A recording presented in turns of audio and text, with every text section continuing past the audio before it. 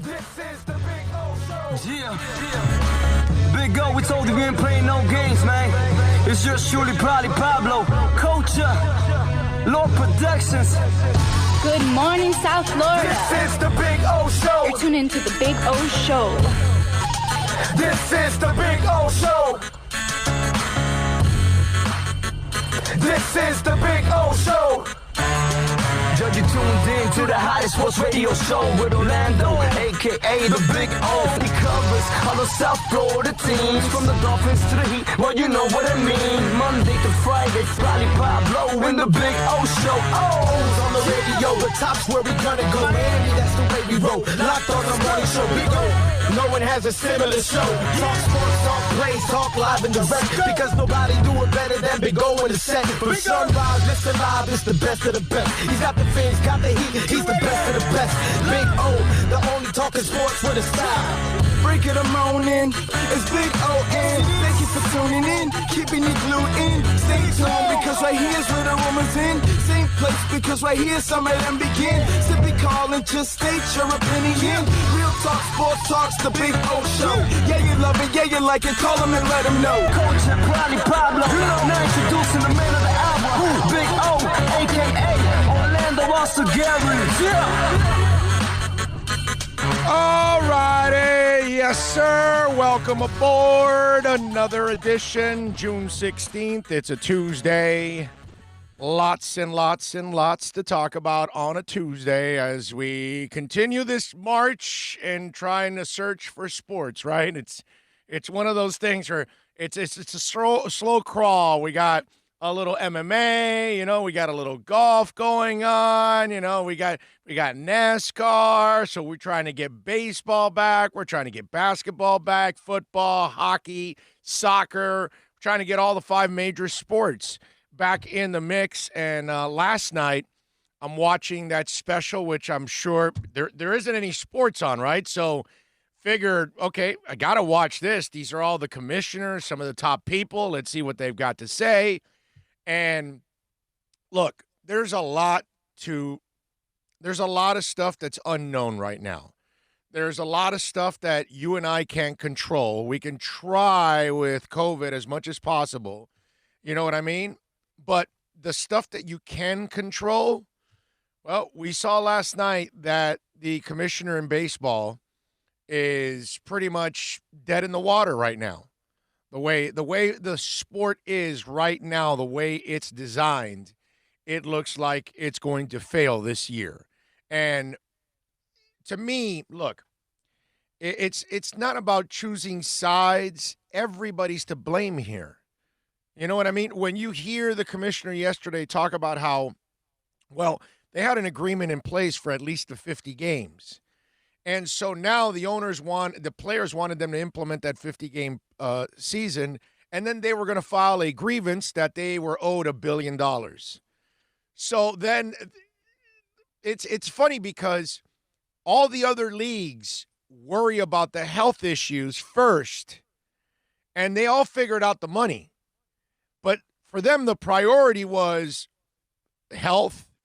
Now the Black Lives Movement also, all these kind of things are important to them. Like you hear the basketball players, they're worried about being a part of the movement. Is it better being away from basketball or with basketball? That's what they're trying to weigh. But they're actually conscious about what's going on in our society. You know what I mean? So which you have to commend them for that. And then you've got you got baseball players and the owners, and all they can bicker and fight about is money. And it's embarrassing, man. It's embarrassing. And this sport gets what it deserves. Look, a lot of people, even people that love the sport, cover the sport, it's almost like they refuse to see it.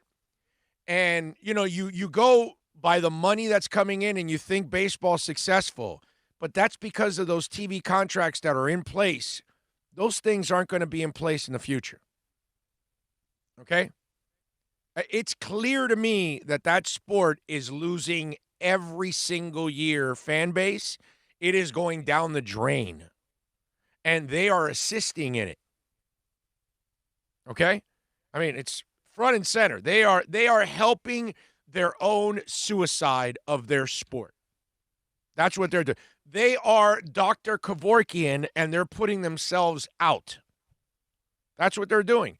And it's not so much that it's going to kill the sport, it's just another ringer down. That's all. You're not gaining anything. Baseball's not gaining anything whatsoever over the last 15 years, 20 years.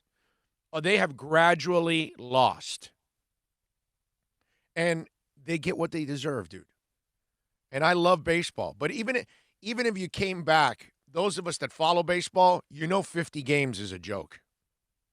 There's no way you get a feel for any team after 50 games.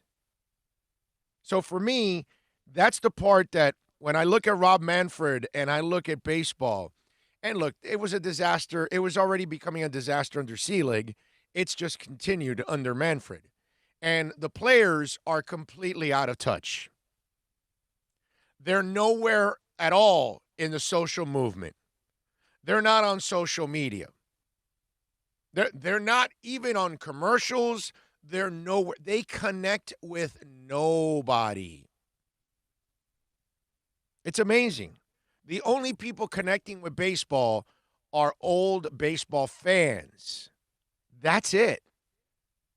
People like me that will still watch the games and things like that. But even with all of that said, I'm smart enough to know that radio shows cannot be carried by baseball. You know what I mean?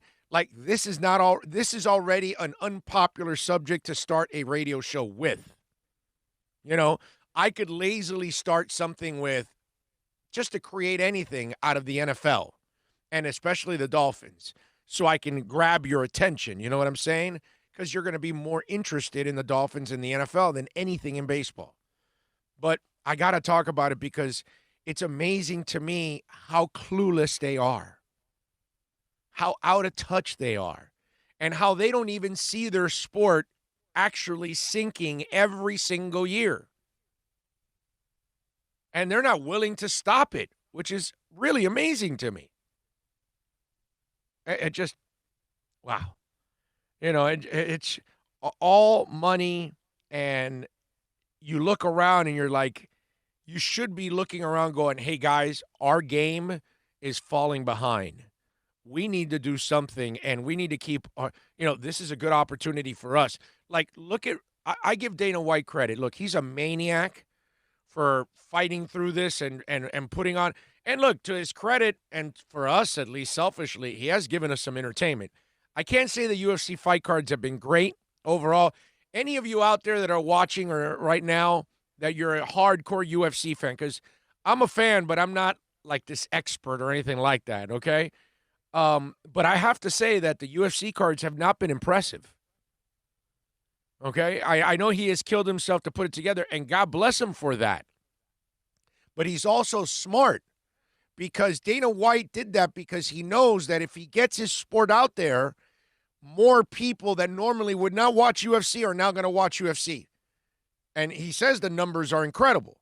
So now you're getting possibly people you never would have gotten before. Maybe you'll get some new fans as this thing continues. But he's found a way to at least, do something. And you would figure your baseball, man, we are falling behind. Football and basketball are light years ahead of us. We used to be ahead of those sports. We used to be right there competing with those sports. We used to be right behind those sports. Now we're light years behind football and basketball. I mean, it's not even close to fan bases. Not even remotely close. Baseball's falling more into the niche where soccer and hockey is right now. Soccer's the one that's climbing out of that niche and will join basketball and football by 2030. You can bet your ass on that. But you would figure baseball says right now is a great time to take advantage.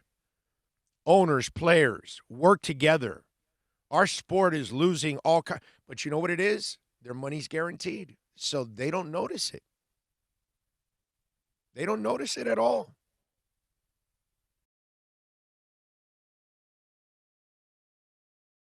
It's fine. And they can't forecast what I'm seeing. They can't forecast the decline of baseball. They keep worrying about the now, and they don't worry about the future. And in the future, they have half the fan base they have now. In the future, they're a niche sport.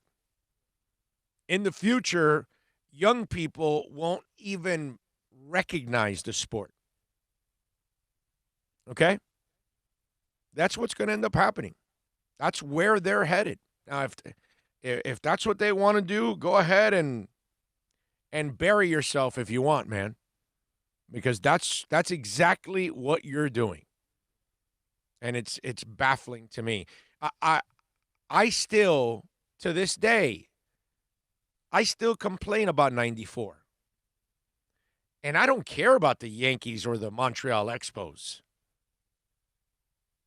But I still, you think about it, '94 might have also changed us, the Marlins, because if they win the World Series, maybe we never get Loria. You know what I mean? We still get our expansion team because we were headed for an expansion team, but we would have gotten no Loria. You know what I mean? Down the line, which would have been pretty cool that, after Huizinga sells and Henry, and then we end up with Loria, maybe we wouldn't have ended up with Loria, which would have been really cool overall. But it's interesting how we still, those of us that are old enough, remember, '94 now, it's 26 years ago. There's a lot of people in this country, a lot of young people that have no idea. I mean, if you're 34, you don't know '94. Because you're 10 years old. What do you know at 10? You don't know squat at 10. Get the hell out of here. Get out of my face. You know what I mean? So it's, and again, I don't care about either club. But for me, it left like a void because I'm a baseball fan. And I was going to see, at least in my eyes, I was going to see one of the better World Series matchups of all time. I truly believe that. If you know what you're talking about, and if you know baseball, and you know those two teams in those days, those two teams were freaking loaded. Okay? And that would have been a great World Series. And to this day, I still am somewhat bitter that I didn't see that World Series. I know it might have been a 28th title for the obnoxious Yankee fans. I get it, but I don't care about that. I care about me being a baseball fan and enjoying a great series. So now you're going to eliminate a season.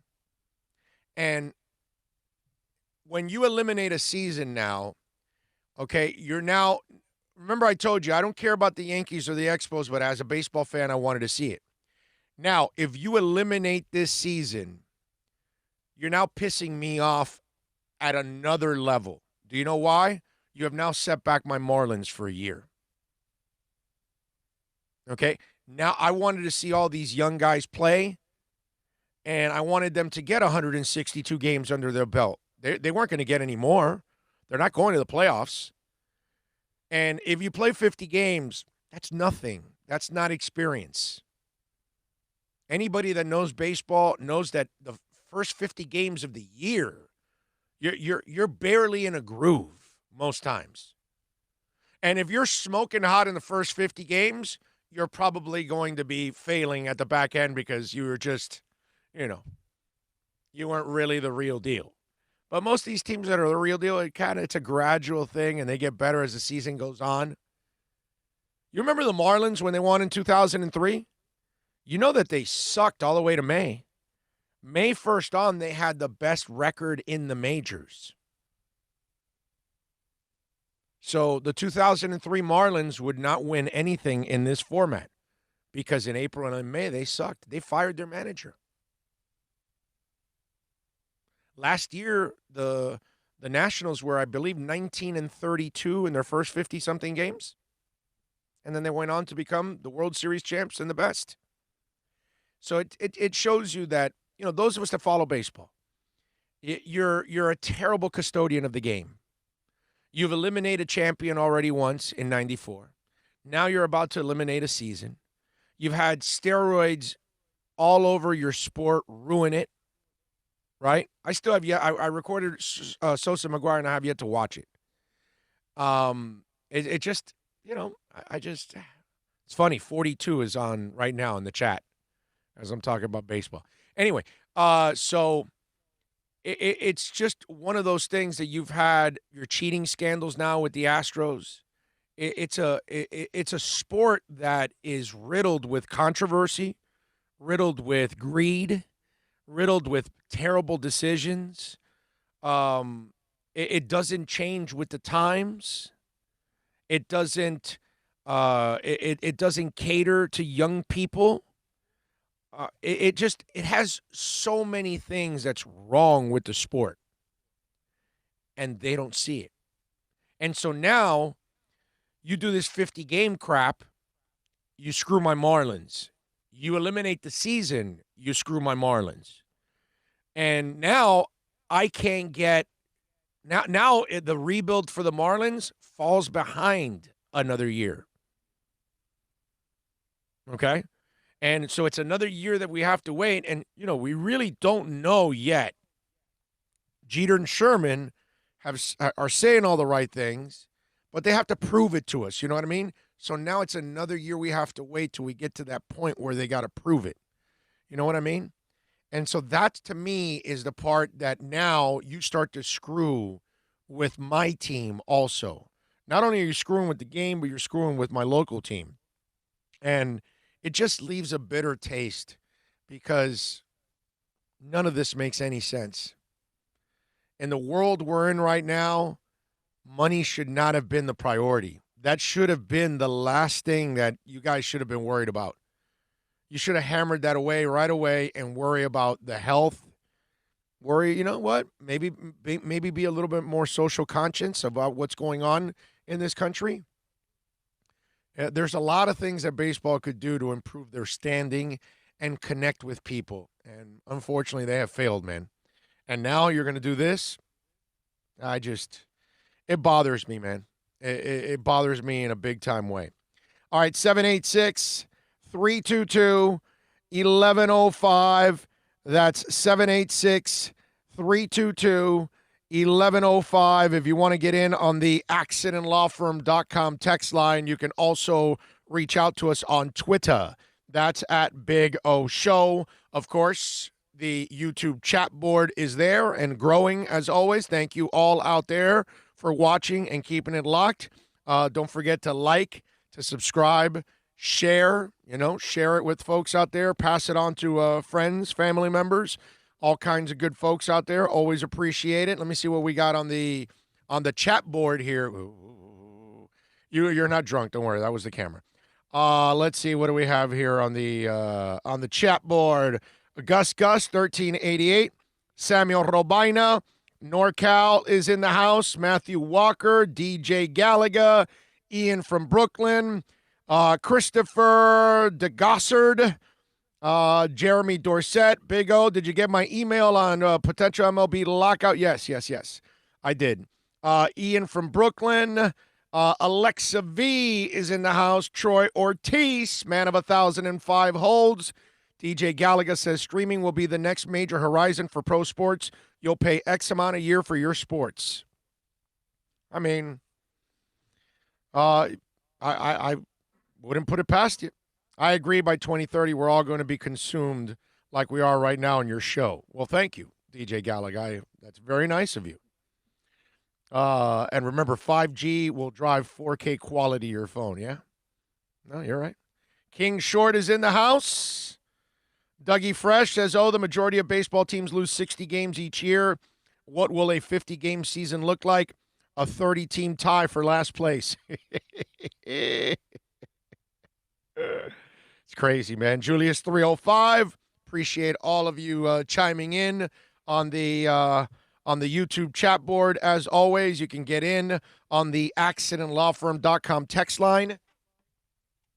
And for those of you that, maybe you need to send some kind of a longer letter to me, picture, video, link, something that weighs a little bit more, and it won't go on the text line.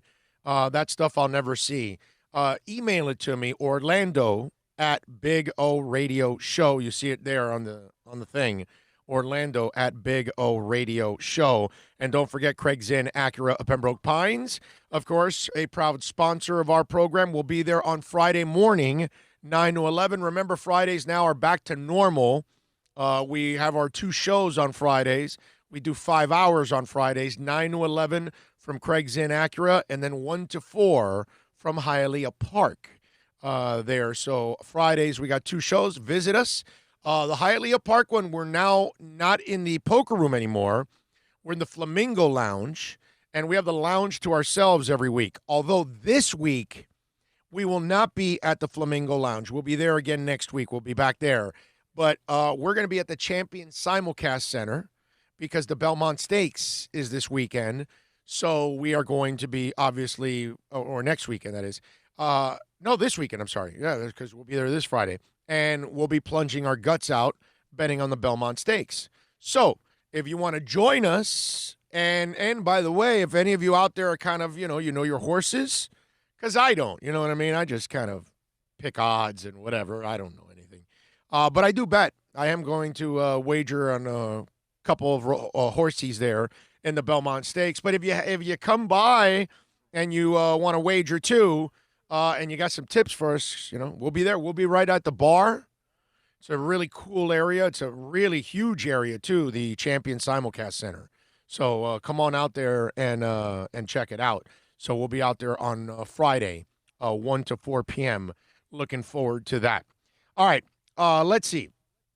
What's the other thing that I wanted to talk about? Roger Goodell.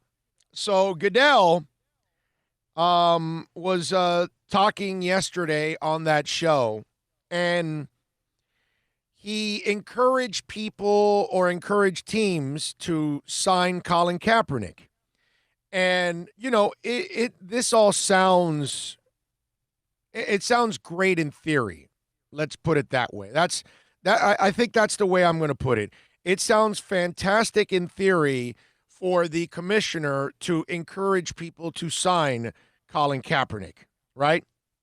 And he goes, look, I welcome that. Support a club making that decision and encourage them to do that. In his efforts are not on the field but continuing to work in this space, we welcome him to the table and help us, guide us, help us make better decisions about the kind of things that we need to be done in the communities, Goodell said. We have invited him in before, and we want him to make sure that everybody's welcome at the table and trying to help us deal with some very complex, difficult issues that have been around for a long time. Around for a long time, but you refuse to address them. Roger, there's so much phoniness going on all of this, I have to say, because I don't believe all 32 owners are like Stephen Ross or Steve Bisciotti. I don't believe that. I don't believe they really are going to meet people halfway. They will say it publicly, but I doubt that they're going to meet them halfway. And to me, that's where this whole thing becomes, at least, you know what? There was a level of phoniness of keeping Kaepernick out on the blackballing part, but at least they were brutally honest about, well, we don't want you in the league because we don't want to deal with the baggage. Because I don't really think it was all racist. Sure, there's a couple of owners that are racist in this league. And, they probably have a hard time, hiring a black person to lead any part of their organization, okay? But I think a lot of them didn't want the baggage that came with it. Now if you sign Kaepernick, don't you get baggage again? But it's a Tim Tebow-like baggage now. See, Kaepernick had the baggage before, right? But he could play. You knew he was one of the 32 best quarterbacks in the world. Okay? Nobody's telling you Kaepernick's a franchise guy, he's a top 10, top 12 guy, any of that. No. But he's definitely a starter in this league. Okay? But yet, all the hype came after, right?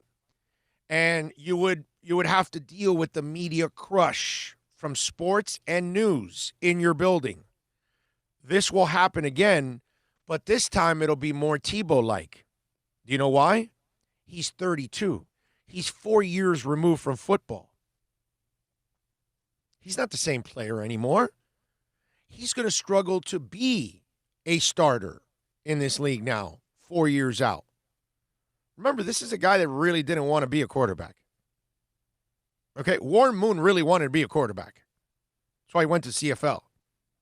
If you want to be an artist, you will sing at a coffee shop, at a wedding, at a bar mitzvah.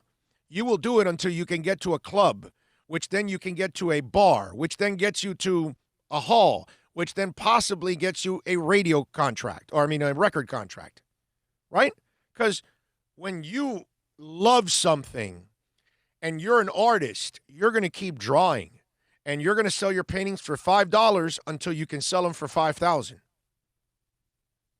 Because you have the same drive. That's what Warren Moon did. That's why he went to Canada. That's what Jeff Garcia did. That's why he went to Canada. Doug Flutie was told you can't play and you're too short. Went to Canada, came back. Cam Wake was told, no, you can't play. Went to Canada, came back. Why didn't he do it? Because he doesn't really love football. He's not dying to be a quarterback. You understand? When you're dying to be a quarterback, you'll go back and play in the XFL, in the UFL, in the CFL. You'll do anything to get back to the NFL. When you love baseball, you will play instructional league. You will stay on the bus in single A. And if you have to be in the minors for 7 years, you will wait for the call to the show. If you have to wait 10 years, you've seen that 29, 32-year-old veteran that's been in AAA for 10, 15 years, and then he gets the call up and it's the happiest day of his life. You've seen that guy? Colin Kaepernick can't hold his jock when it comes to passion and really want to play what you love. Show me you love it. Where has Colin Kaepernick shown me he loves being a quarterback? Because I know Tom Brady loves being a quarterback. Okay? I'm just saying. I just got to be honest, man. You know, when you love what you do, you will keep doing it, right? I could have quit radio if I felt like it. You know, I'm tired of terrestrial. Did I? No. We're on our way to 2 million downloads in our first year because I want to do this. So then we will then turn the page. We will do a podcast, and we will create a listener group, and we will have sponsors, and we will do it every day because I love to do this. I got way more passion to do this on my worst day than Colin Kaepernick ever has had in the last 4 years to be a quarterback. And so, Colin Kaepernick, don't feed me the bull crap, bro. You don't want to be a quarterback. And owners, don't feed me the bull crap. You don't want to give them a job. Okay? Please. I wasn't born yesterday. I'm not believing Bill Clinton didn't inhale. Okay? I'm just not that guy. I'm just not going to sit there and just believe it because you say it. Your actions will show me how much you want it. Because sports is littered with the people that want it. Okay? Michael Chang did not quit, cramped up in the French Open. He easily could have sat his ass down and said, Ivan Lendl, it's yours, dude. I'm cramped up.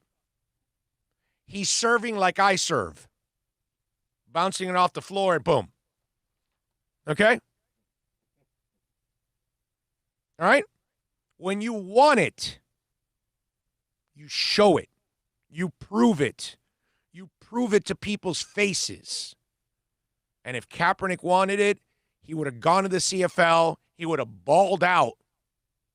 And NFL fans would have said, yo, my team's quarterback sucks, dude. Why aren't you signing that guy? Because Theismann came back from the CFL and won a Super Bowl. Warren Moon came back from the CFL and went to the Hall of Fame. Jeff Garcia had a nice career for San Francisco. Right? These are people that were told you can't do it. They said, no, I can do it. I'm going to go prove it. That's what I want. Kendrick Nunn. The back of a bench. Heat pick him up. There he is. Duncan Robinson had to go to the G League and develop his ass. He didn't quit once he was sent to the G League. Right? Oh, no, I'm not in the NBA. I'm out of here. I'll wait till somebody gives me a job. I love that. Give me a job. Guess what? This world is littered with people that get screwed all the time. And if you sit there and wait for the handout, you're gonna be sitting there waiting for a long time. Now, if you go out and go rattle some cages and go do it on your own, guess what? They might come back knocking on your door going, hey, we were wrong here. You can play. It's our bad. So, don't feed me the bull crap, okay? Now you're, NFL owners, somebody's going to hire Colin Kaepernick. They don't want his ass in there. They still don't want it because now it's going to be a Tim Tebow-like. He can't play anymore, and now you're going to have the media and everybody forcing the issue, asking every time your starter struggles, it'll be the Tim Tebow thing. Colin Kaepernick now has earned the Tim Tebow disease. Now he'll get the hype without the substance. And that now it becomes, it's a tough one, man. It's a tough one. Colin Kaepernick mishandled everything. He's the face and the poster child of the movement, but he sucks as a leader for a movement. Like I've said, not just on the football side. In fact, you know what? Let's take a break. Let's take a quick break here. VSS West Pines will be there tomorrow hanging out with Jose and Tommy and Jason and all the great people out there, man. A couple Jose's actually there. Alex is out there too. They know how to take care of you. 12397 Pembroke Road. We'll be out there. Remember, we start at noon tomorrow, not 11. Noon over at VSS West Pines. Go to the website, vsswestpines.com, 954-613-3367. You can call them, go online, check out all the products. You can pay for it there online on the phone, and then you can have curbside pickup if you don't want to go inside. Now, if you want to go inside, you will love it. The place is loaded with all kinds of different things. I'm telling you, it's Spencer's and Barefoot Mailman meets CBD. You're going to love that place. And the service is second to none. Everybody's so polite. The vibe is awesome in there. Music's always going on. Great people, man. You're just going to love it. Go see Jose and all the great people out there. Tell them Big O sent you. 12397 Pembroke Road. It's VSS West Pines. It's a buyer's market at Toyota of Hollywood. Over 1,500 Toyotas on the ground, and truckloads just keep on coming. Now pay up to 50% less. 2020 Camry, not $29,000, $17,775. 2020 Corolla, not $22,000, $13,775. Buy a new 2020 Toyota with 0 down and 0% financing, or we'll make your payments till 2021 at Toyota of Hollywood, the #1 volume Toyota dealer on 441 between Hollywood Boulevard and Sheridan Street. Are you tired of watching the same old travel videos on the internet? Well, then check out MikeNoGoZones.com, a travel documentary that's breaking barriers. I go to the places that the media tells you to fear, where no one else dares to go. Baltimore, Opelika, South Side of Chicago, and more. Go to MikeNoGoZones.com. No one expects to get into a crash, but I expect you to go to accidentlawfirm.com if you do. Make sure when hiring a driver, you go through a rideshare app so that you can be covered by the insurance, which can be up to $1 million, whether you're a passenger or a driver. In other words, don't try to save a few bucks by paying cash instead of going through the app. I'm attorney Bobby Nunez from Nunez Law in Miami, and we're here to help you through the process. Go to accidentlawfirm.com for a free consultation from me, Bobby Nunez. That's accidentlawfirm.com. America's safest and best-selling compact luxury SUV is at Acura of Pembroke Pines, and this is how we do it. RDX, $339 a month at Acura of Pembroke Pines, the #1 volume Acura dealer.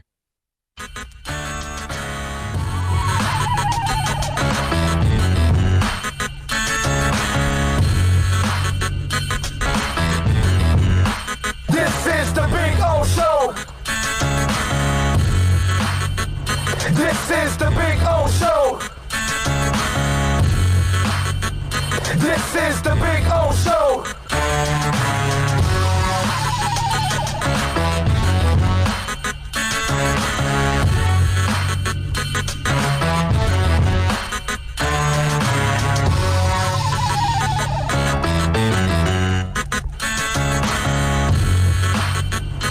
This is the Big O Show. This is the Big O Show.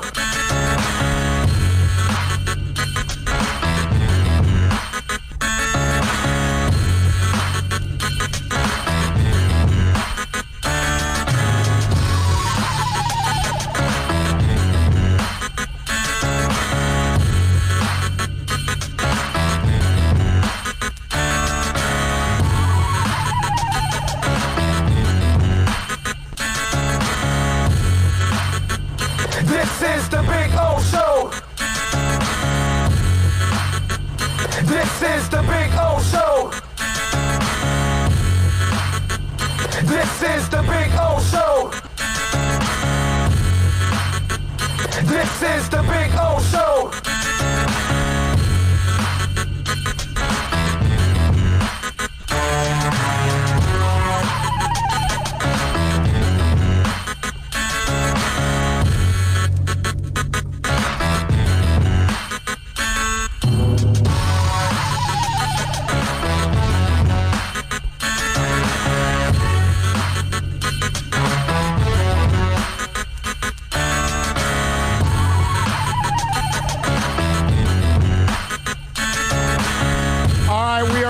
We're back. Cap could learn from Michael Phelps, who once said, when somebody is motivated, you never have to tell them what to do. You only have to say what not to do because they're getting after it. Exactly. Yeah. Kaepernick is, it's a face of the movement. But if we look at the substance of it, it's incredibly weak on his part. Okay? It's very millennial. It's like, give it to me. It's everything is just for the show. You know what I mean? It's for the presentation. Right. But I really don't want to do that. I really don't want him here, Right. That's it. But we got to put up the front. So Right. here's all this window dressing and everything. And I want to be here, and we want him here. But I really don't want to be there, and we really don't want you here. Right. Kaepernick played well against Miami and almost beat Miami during the 2017. Yeah, David, he did.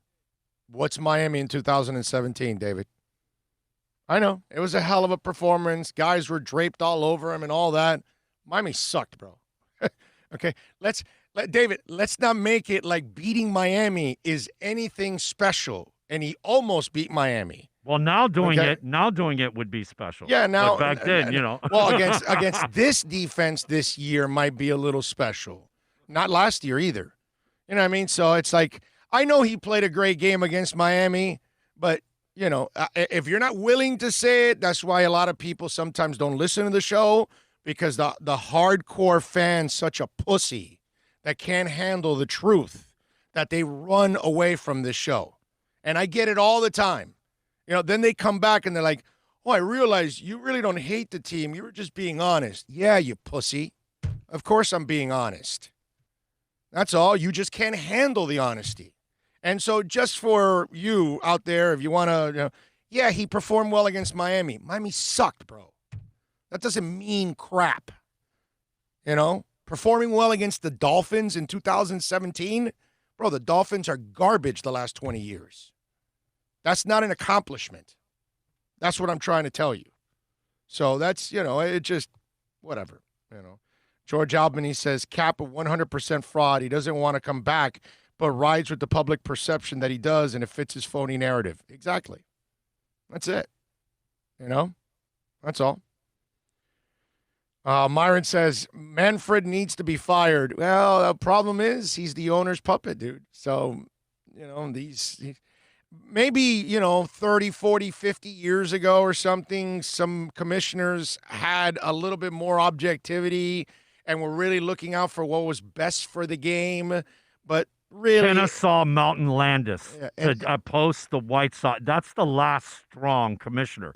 Since then, all the commissioners have been in the owner's pockets. Yeah, but that's in every sport pretty much. So it's just the way it is, man. Hank Goldberg's left nut says baseball is just accelerating its previous existing decline. Fewer and fewer people care. The standard of play sucked before all this. Boring. Yeah, you're right. You're right. That's I can't even. I'd love to have a discussion and go back and forth with you on it, but Alex Toledo loves the P word. I mean, it's not a bad word, bro. You know that, right? You could say that on air in radio. What you can't use the P word in a sexual way.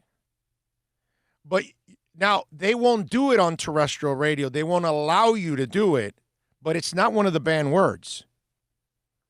Like I can say, what's it called? Conor McGregor's such a dick. You can do that on radio too. Because you're not using the D word as a sexual connotation. You're using it as an insult. You're using it as an adjective to describe the person that is a jerk. Instead, you're just calling him, he's a dick. Like you normally do. You could do it. They don't allow you on radio to do it. It's actually not banned. The problem is these stations are so touchy about that they don't allow you to say it. And it's really not that bad. It's not a big deal. That's all. And I won't do it here either. I'm not going to use any of those words in a sexual connotation because that would be disrespectful. And, we have ladies that are watching and all of that. But I think the ladies that are watching, they can handle a couple of words that are a little bit, I'd rather call you what you are instead of just use a W. You're a wuss. Come on, bro. Let's just do it. Let's just forget wussy. Put a P in front of it. That's it, bro. You are what you are, and that's it. Why are we going to dance around any of this stuff? All right, 786-322-1105. If you want to get in on the accidentlawfirm.com text line, that's 786-322-1105. You can also reach out to us on Twitter. That's at Big O Show. For Kaepernick also, where Kaepernick also for me has kind of been fraudulent, okay? Last 4 years, you had a shot to go play football. You passed up on it, never went to the CFL, never did anything else to show up the NFL. Because trust me, you go to the other leagues and ball, and you show them up. But if you go to those other leagues and you fail, the NFL goes, oh, no, see, that's why we're not signing him. He's not good enough. So was Kaepernick not confident enough that he could have balled in the CFL? So like I told you, for the last 4 years, he's proven to me that he doesn't have the passion that some of you have for engineering, for art, for music, for whatever it is that you do, man. You work in the cruise ship industry. Maybe you love working in a hotel where you work at a bar or whatever it is. You have a passion for whatever it is that you do. God bless you for it, man. That means you love what you do, and you'll do anything to do what you love to do. A lot of us do that. You love to cook, right? You'll find a way to sell your cooking. Have you ever seen that person? They exist. All of a sudden, they made a cantina place out of their business. You know what I'm saying? If you love what you do, you love to clean cars, you'll have a car wash service. You'll go to people's houses and clean their cars, and you got a business. You have a passion for it. God bless you, man. You're awesome at it. You're great, and you enjoy it. Boom. Kaepernick never showed me that in 4 years, that he had a passion to play football, to be a quarterback. Guess what also he didn't show me in 4 years? Let me ask you something. Did social injustice continue the last 4 years, or did it just start again here the last couple of weeks? So why wasn't Kaepernick, he had all the time in the world. He's got the money from Nike. He even picked up a little lawsuit from the NFL. What was it, $5-10 million? You got to give about 33 to your, if you got 10 million, you give 33 to your lawyer. That's 6.6. You give 40% to the government. Really don't make that much. Anyway, so you got your Nike money. You got plenty of time on your hands. We have people in the black community that have been abused for the last 4 years that you have had nothing to do. And people that have died. Let me ask you something. Why wasn't Colin Kaepernick at each one of those police stations across the country gathering a rally and all of that? What they're doing now, why didn't he do it the last 4 years? Because if Cap shows up at a police station and says, we are going to fight this social injustice this week. And remember the guy that got killed on Facebook? I forgot his name now. My fault. That his girlfriend was in the car. His daughter was in the back seat. Remember the cop that shot him? It was disgusting. Disgusting. Right? That guy, that cop should be in jail for 100 years. In fact, he should be put in general population. But my point is, where's Cap, bro? What are you doing? You got nothing. You're not playing football. You're making a bunch of money from Nike. Why weren't you fighting the cause, bro? And why aren't you front and center on all these protests? Where is Cap in these protests? Why is it such an under-the-radar type of performance for him every time? And yet everybody talks for him, and he does no talking, practically. You know what I mean? I love the movement. I'm all supportive of the movement. I'm just not a guy that reads into BS. I don't have time for it, bro. I just don't have time for it. You know what I mean? It's one of those things. That guy could have shown me in many ways that he's truly committed to anything. I know he's written a couple checks and all that, and that's nice. But a guy like that has way more impact when his face is out there.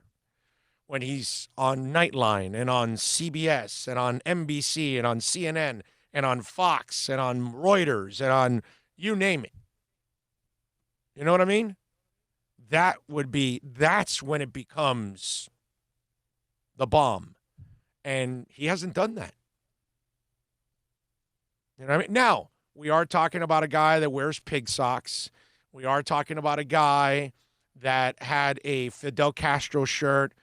So maybe for Cap, maybe silence is better because maybe he's not really a good spokesperson for all of this. So I don't know. Maybe we should give him credit that he realizes that, I started the movement in a quiet way, but I can't lead it in a powerful way. So let me take a back seat here and be this way. How about him overstepping his boundaries and wearing the Castro shirt? I already said that. Bro. I misdirect. We just talked about that, bro. We just to reel himself in. We just talked about that. He reeled himself in. Okay. Got to give him some props. Let's see. What else do we have here? Too much time spent on average QB. Yeah. I mean, that's it, but it's an average QB, but not an average subject. It's a subject that gets a lot of people going because, look, it got you even sending in a text about him, So all I'm saying is there's a lot of phoniness. And there's one thing about this. About this movement, I'm all for it. I'm in support of the players. I'm in support of the black community. I would love to go to a lot of these marches myself if I was healthy enough. But there are certain things that and when the owners are telling me, yeah, we're going to be more accepting. You think I'm going to believe these old-ass white owners in the NFL? Give me a break, bro. Give me a break. Come on. And then when I look at Cap, it's like, yeah, you really want to be a quarterback? Get the hell out of here, bro.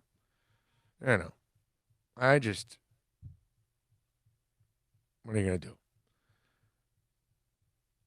Is Bill Yes, Bill is wearing the welding mask right now. Yes, he is. That's why he sounds like that.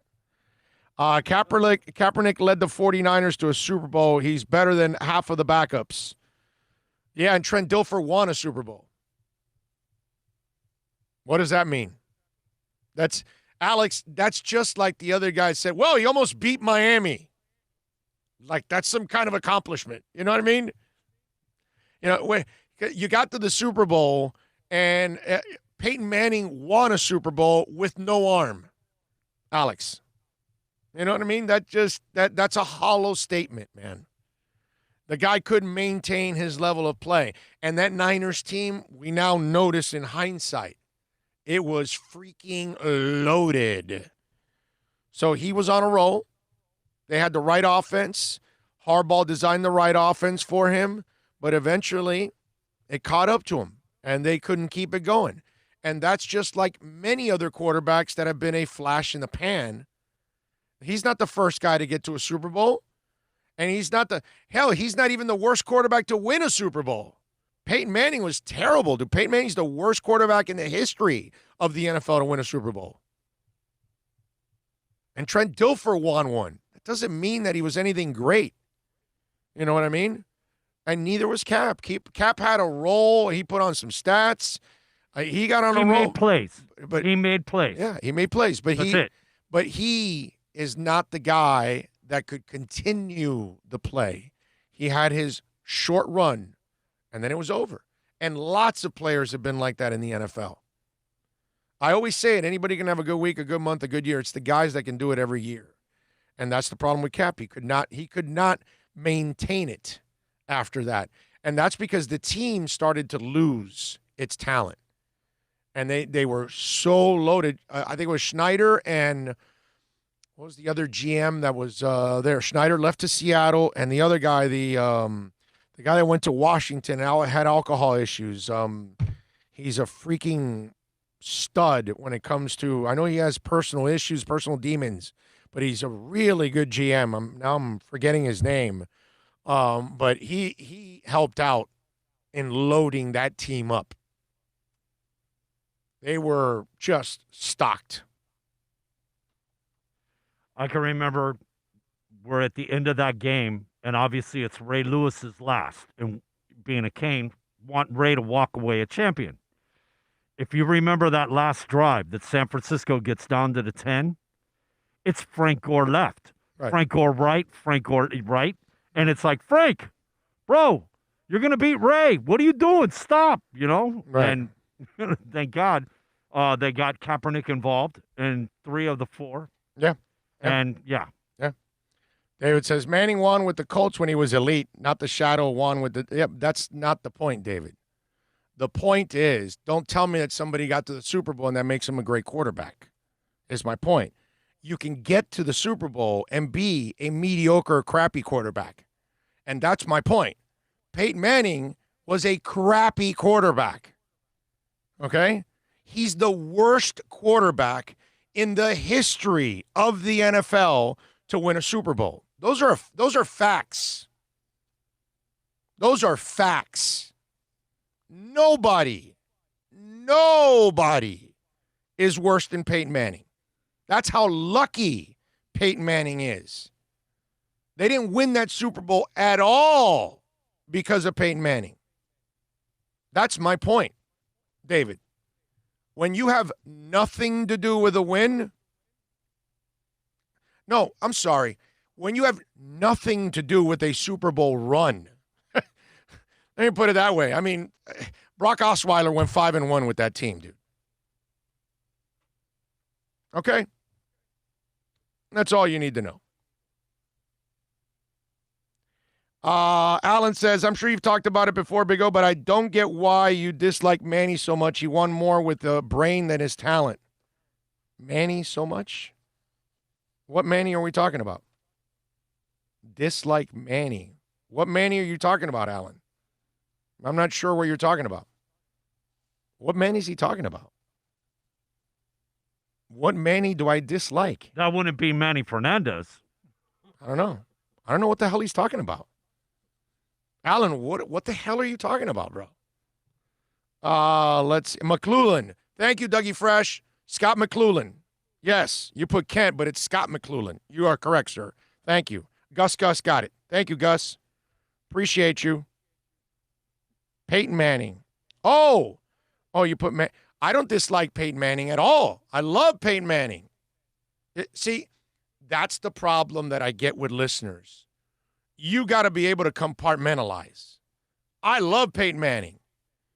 Can you separate the two, that you love Peyton Manning and he absolutely sucked the year he won a Super Bowl with Denver? You can't separate the two? I love Peyton Manning. He was the life of the golf tournament the other day. No, I'm a huge Peyton Manning fan. Don't get me wrong. But see, that's the problem with some of you out there. You hear me rip somebody for what they are, and then you actually think I dislike the person? All I said was Peyton Manning is the worst quarterback to ever win a Super Bowl. Why does that mean that I dislike him? Alan, all I'm doing is stating a fact. You have to be able to separate the honesty and don't use it like it's some kind of emotional shot. Peyton Manning's one of the greatest quarterbacks of all time. And like one listener said, he won one when he was elite.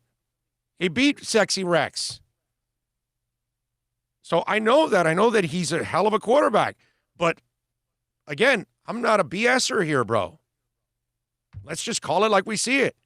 The year Peyton Manning won with Denver, he was as useful as a turd holding a Super Bowl. I mean, a ball, a football. That's it. You watch a turd throwing a football, and it's equivalent to watching Peyton Manning throwing a football that year. I'm sorry, but that's the honest truth. He couldn't throw past 5 yards. Everybody carried his ass. And for years, he carried many people. For years, he helped lift teams to places they probably would have never gone to. God bless him. But that year, Peyton Manning couldn't lift his damn arm, bro. Oh, that's just the year before, he had the most prolific season for a quarterback. Yeah. Alan says, sure can, but it's just that Tebow and the tall dude won with Denver, but they did not win the Super Bowl, so Peyton Manning had to not lose them the game. That doesn't make you any good. What was Ben Roethlisberger great in the first Super Bowl? He just did enough not to screw it up. That's all. Second Super Bowl, he was balling. Okay? Second Super Bowl, I would have to say Ben Roethlisberger made some of the best throws I've ever seen in the history of the Super Bowl. To get to the Super Bowl, isn't he the one that runs down the fumble? Yeah. Okay, and stops the touchdown that gets them in the Super Bowl against Indy. Yeah.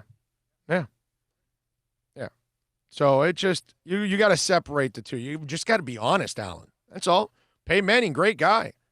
But he was terrible, dude. Absolutely terrible that last year in Denver. Any clown wins the Super Bowl with that team. Anybody. Even Ryan Tannehill wins the Super Bowl with that team.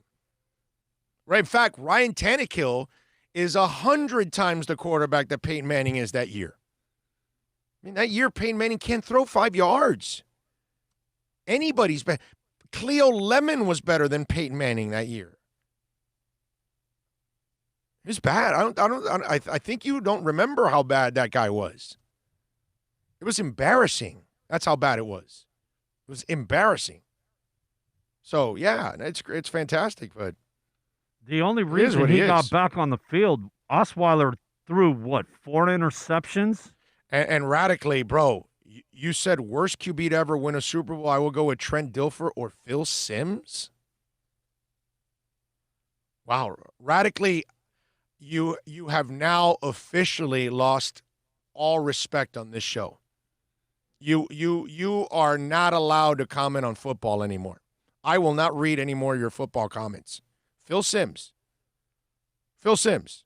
I'm not sure if you know that he had one of the more perfect games in the history of the Super Bowl. That guy was a good quarterback. I mean, I'm never going to tell you Phil Simms was an elite quarterback, but damn, dude, Phil Simms was a really good quarterback. Super accurate, tough, smart.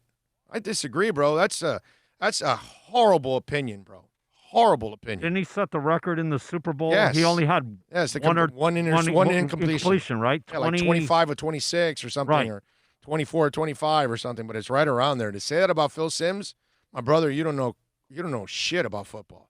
786-322-1105. I'm too brutally honest here, bro. You can't handle it too bad. That's just the way I am. I mean, to say that about Phil Simms, man, that's a stupid-ass opinion. Seriously, bro. You know what you need to do is, like, close the window, go to sleep. Maybe, I don't know, maybe you're drinking right now. What is it, 12:02? Radically, you need to put the alcohol down, bro. You need to put the alcohol down. Yeah. It's got to be alcohol. Because are you that stupid? Huh, radically? Seriously, are you that stupid to say that about Phil Simms? Wow. Call that guy a bad quarterback? Holy crap. Wow.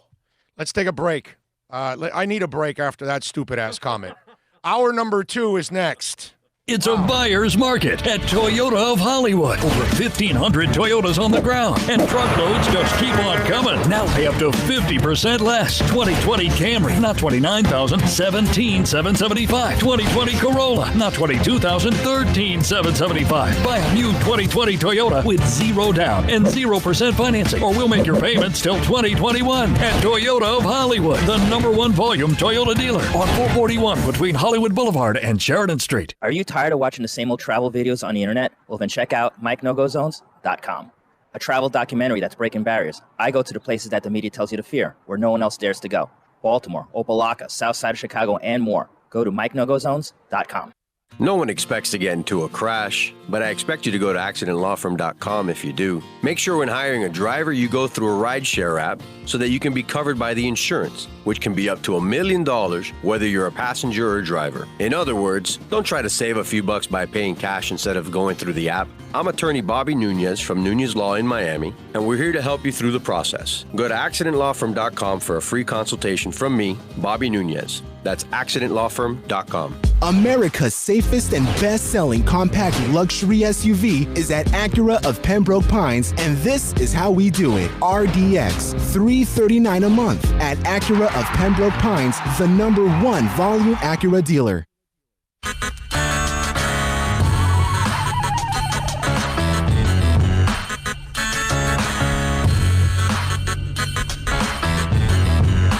This is the Big O Show. This is the Big O Show. This is the Big O Show.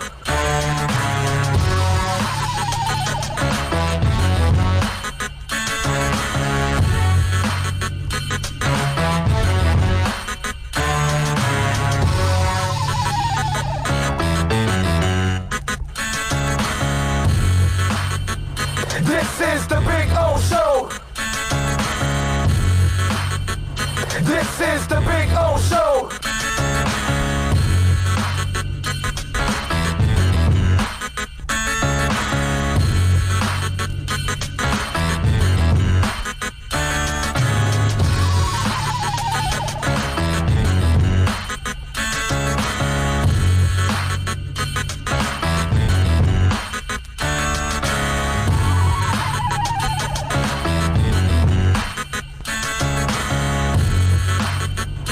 All right, we back. Yes, sir. We back. Ray Lucas was just as bad as Pat White. Yeah. Yep.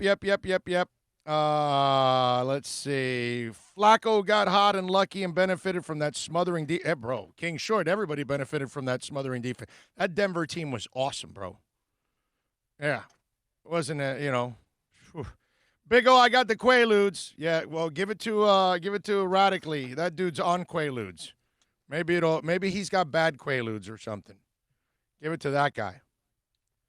Herman Cueva says, Orlando, love your show, my man. Thank you. Thank you to you, Jacques Bethune, all of you out there tuning in. Appreciate all of you out there keeping it locked on the chat board and tuning in and downloading the show any time of the day or night. Love all of you out there, the way you guys have supported us from day one and the way it's grown. It's absolutely awesome. Lots of things to talk about here on the show. If you want to get in on the accidentlawfirm.com text line, it's 786-322-1105. That's 786-322-1105. RVA Richmond says, Scott, he put McLaren Skins QB, Skins GM McClellan, but thank you. You got it right. Thank you, sir. Big O, with the departure of Antonio Brown and Odell Beckham Jr. acting like a clown in Cleveland, do you think DeAndre Hopkins is the number one wide receiver in the NFL? Well, I had him ahead of Odell anyways. I would never put Odell Beckham in front of DeAndre Hopkins. So, yeah, I would put DeAndre Hopkins ahead of those guys. Yeah, definitely. No doubt. Now he's relying on golf with no running game. Well, I mean, that's no. Hopkins is in Arizona. He got traded to Arizona. With Murray. Right. He's with Kyler the rookie Murray. kid. Yeah, which they've done an excellent job there with that because they got Fitz and they've got the Kirk the Kirk kid, whatever his name is, who is absolutely phenomenal young talent. So they got a nice trio there for the young quarterback. Let's see, what else do we have here on the program that we wanted to talk about here on the show. The other thing that I wanted to mention, what's it called? Mark McGuire's. They've got the Sosa McGuire thing, and I've got to record it. I haven't watched it yet.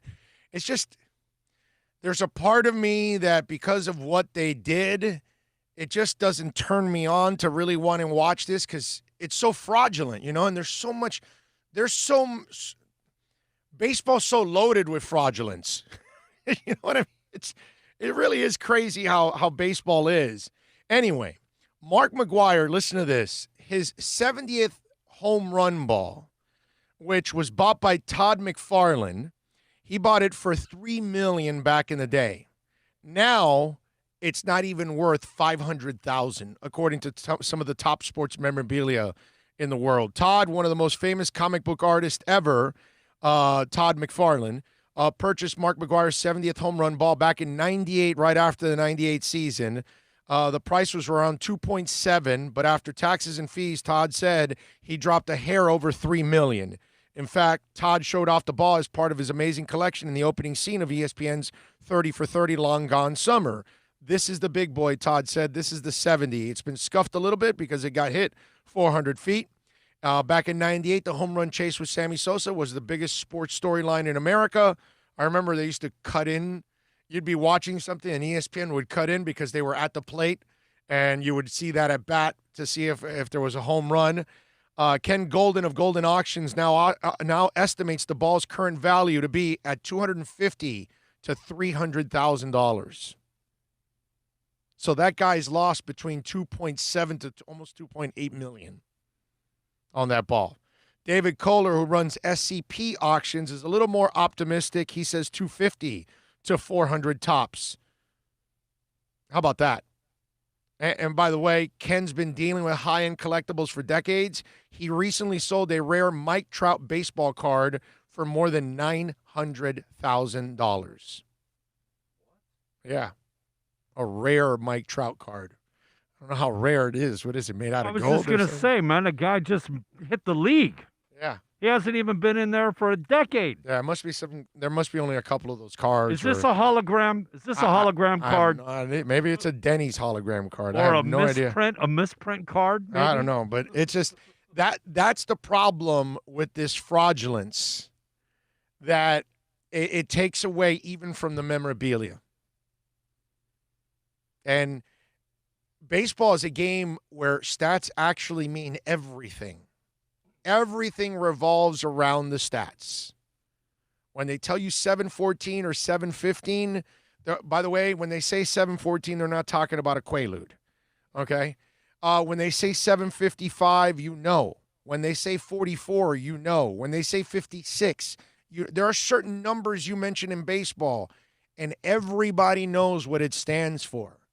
And because you were hoping everybody would follow the same rules, those records would stand and mean something. The problem is Barry Bonds' record means nothing. Mark McGwire's record means nothing. Sammy Sosa's home runs mean nothing. And that's where you run into this issue. But it just, I haven't recorded, I haven't watched it yet. I don't know. For those of you out there that are on the chat board right now, or you can send it to me on email or on the accidentlawfirm.com text line, 786-322-1105. Have you watched it? Was it good? Did you enjoy it? What'd you feel about the long gone summer? All right? I want to hear from you guys on this. I haven't seen it yet. I haven't taken the time to watch it myself.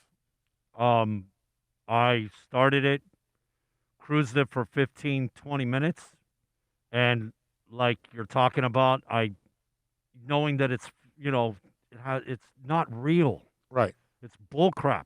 Right. I kind of got disenchanted, man. Yeah. And I got it recorded. I'll catch it. Like right now, I'm just like, thank you. Rosenda goes, Sims, who was named the Super Bowl MVP, finished the game with 22 of 25, completed 268 yards, 3 touchdowns, 22 of his 25, 88% completion percentage, broke a Super Bowl record. Yeah, no, but he sucks. Oh, and by the way, for the guy that knows nothing about football, Phil McConkey and Mark Ingram were his leading receivers. Okay? Bavaro was and is and will always be one of the great tight ends of all time. But he did not win with – it wasn't like he had Swan and Stallworth, Rice and Taylor. Okay? All right? I mean, it's just – for somebody to say that about Phil Simms, it's like, dude, do you know anything about football? You know what it is? Maybe that guy's 30 years old, and he's just going off of whatever. Maybe he never even watched it. You know what? Maybe I'll give that guy a break. Maybe he's a baby. That's what it is. Maybe he's young. But if he's old enough to say something that stupid, wow. Phil McConkey and Mark Ingram were your receivers. Yeah, no, he was really tearing it up. They really carried his ass. Maybe he's a Cowboy or an Eagle or a Washington fan. Oh, that too. Yeah, you know what? Maybe he's not a Dolphin fan. You're right. Baseball is dead to me. I care less about anything but baseball, plus those guys are nothing but a disgrace to baseball, and now this crap, greedy players and owners, plus an incompetent commissioner. Well, the commissioner's kind of an extension of the owners, really, so he's just a puppet for them, So, what are you going to do? You could definitely tell that when he said, the owners have tried, and it's like, no, do you know what their original offer was? And in no way, shape, or form have they come anywhere close to that. Right, yeah. And at every turn, it's more games, less money, percentage, Mm-hmm. But Manfred's sitting there going, the owners have done everything they can. Sounds like a guy that's trying to keep his job, correct? Yes, basically. Yeah. That's what it looks like to me. Let's see what we got here. The other thing I wanted to talk about, did you guys see Ray Ciccarelli? He's the loser from NASCAR that is retiring because they don't allow the Confederate flag anymore. Now, these racists that are getting exposed, they are, what I love is, remember like the guy the other day with the helmets, and he was all, charged up about the whole they're Confederate going to back thing. me. They're going to come with me, right? And then they didn't back him, and then obviously he lost his guys, and and then he started backtracking like, oh no, I'm all for Bubba's car and the BLM and all that, and it's like, dude, you're just full of crap and you're lying. You know what I mean? And so now, Cicerelli says, my wife, my family have been attacked and abused on social media. It's just heartbreaking. The Truck Series driver, Ray Cicerelli, said he received threats to quit over the sport's Confederate flag ban, and now he wants it all to stop. The 50-year-old gave a lengthy interview, and he says he believes all of his comments were misconstrued. I always love these guys, right? It's like they now realize that they've been exposed for the racist pigs that they are. So now they want to and now they're going to lose. See, because you leave truck, and that's great, dude, but now you're infamous for this. So now if you want a job somewhere else, they're not going to hire you either, bro, because they think you're a racist. And even if they're racist, they're going to say, no, you're going to bring heat to us, and then you're going to expose us as racist. No, we're fine. We'll be good. We're on our own here. Because now the thing will be is the racists will try to hide even more now is what's going to happen. I've got a great story on that coming up. It says, in no way, shape, or form was I defending the Confederate flag. Everything I was saying was the fact that I understood both sides' feelings towards the flags. My viewpoint, all I was trying to say is, how do you take away the flag from one group and help support the group that it offends, and then what do you do to the group that you took it from? Now they get outraged. You moron, because it doesn't stand for anything good. The fact that you're still trying to defend it shows that deep down inside, those racist roots are there, Cicerelli. So now you took your head out of your ass, Cicerelli, and you realized, oh my Lord, I spewed hate, and now this is going to fall on everybody around me, which you should have thought about that from the get-go. Okay? And you should have been a smarter racist and hid your feelings. That would have been great. Now you won't make money racing trucks. You won't make money doing anything because people will look at you and say, I'm not hiring this stinking racist. Because that's what you look like, Ray Cicerelli. You look like a stinking racist. And you still sound like a racist. It just, be smarter, folks. Okay? Hide your racism. I do love that the videos are exposing all these people, and we're catching them. It's a beautiful thing. That I do love. And guys like Cicerelli are the guys that are getting exposed in a big-time way. I love that. Did you see Kevin Durant? Remember, I told you by 2030, the MLS will pass Major League Baseball, right? Well, Kevin Durant, he sees the same thing I see. He knows that soccer is going to be up there behind basketball in the coming years. Football, basketball, and soccer will be the top three sports in this country. So Kevin Durant went out there and purchased a stake in the ownership of the Philadelphia Union in the MLS. The Union announced a partnership on Monday saying KD bought 5% of the team with an option to take another 5% down the road. His official title will be investor and community partner, and the team will work with 35 ventures on marketing and community outreach. I'm excited to partner with the Philadelphia Union for years to come, KD said in a statement. My team and I connected instantly with the Union coaching staff and leadership, as well as the team's story. Durant says the team will work with Kevin's charity to make an impact in the community surrounding Philadelphia as well. Principal owner Jay Sugarman spoke about the new partnership. The partnership between Kevin and the Philadelphia Union is based on a set of shared values and philosophies. We want to be known as an innovator in our league and a team that is never satisfied with the status quo. Kevin brings us a unique perspective as a person, as a champion, and as a sports icon. Combined with this competitive drive and forward-thinking mentality, we believe Kevin adds a piece in reaching our ambition for the club. There you go. So you got Braun buying in Liverpool.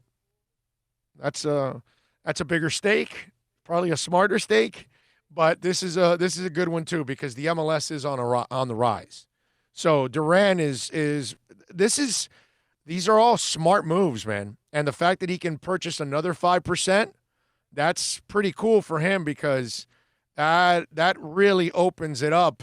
And look, these franchises are now going closer to $500 million for expansion. So things have changed in the MLS. When they gave the expansion team to Beckham years ago, it was $100,000 fee, and he only had to pay $30 at that time. So now when you have an expansion, you pay a lot more money because now the league actually produces money. That's where it's changed. This is a league now that can actually, when you invest, you're going to actually get your money back in return, which is interesting. Remember, I was telling you about that Cicerelli needs to hide the hate, right? Well, now there's a tattoo shop who's doing something for folks out there. They made a big decision. You obviously get a tattoo, it is stuck with you forever, right?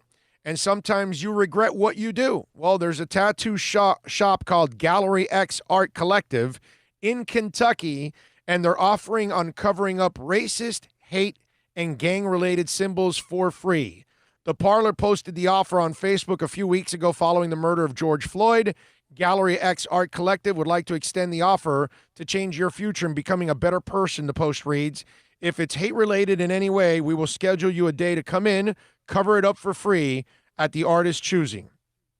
The designer will be left up to the tattoo artist, Jeremiah Swift and Ryan King. If you feel it's time to change your hate or you've been reformed but too broke to cover up your mistake of a tattoo, come see me. Well, you'll get a class tattoo for free that you can start your path to being the person you were meant to be. I like that. I think it's pretty cool. Now, my only issue is, okay, I don't think this way, so I don't know if it's even possible. If you're a racist person, how easy is it for you to change? Can you change? You've been set in your racist ways for a long time. Because I almost feel like some people will now make it vogue, for a lack of a better term, to, okay, let me hide my hate. I still am who I am, but I'm going to hide my hate. I'm going to hide my Confederate flag or my swastika or whatever disgusting thing that you have on your body that's whatever anti-something. But you're still that person. And look, I'm glad that they're doing this because there has to be people that are, gang-related especially. I'm sure that if you can get out of the gang and, and stay away from that would be fantastic.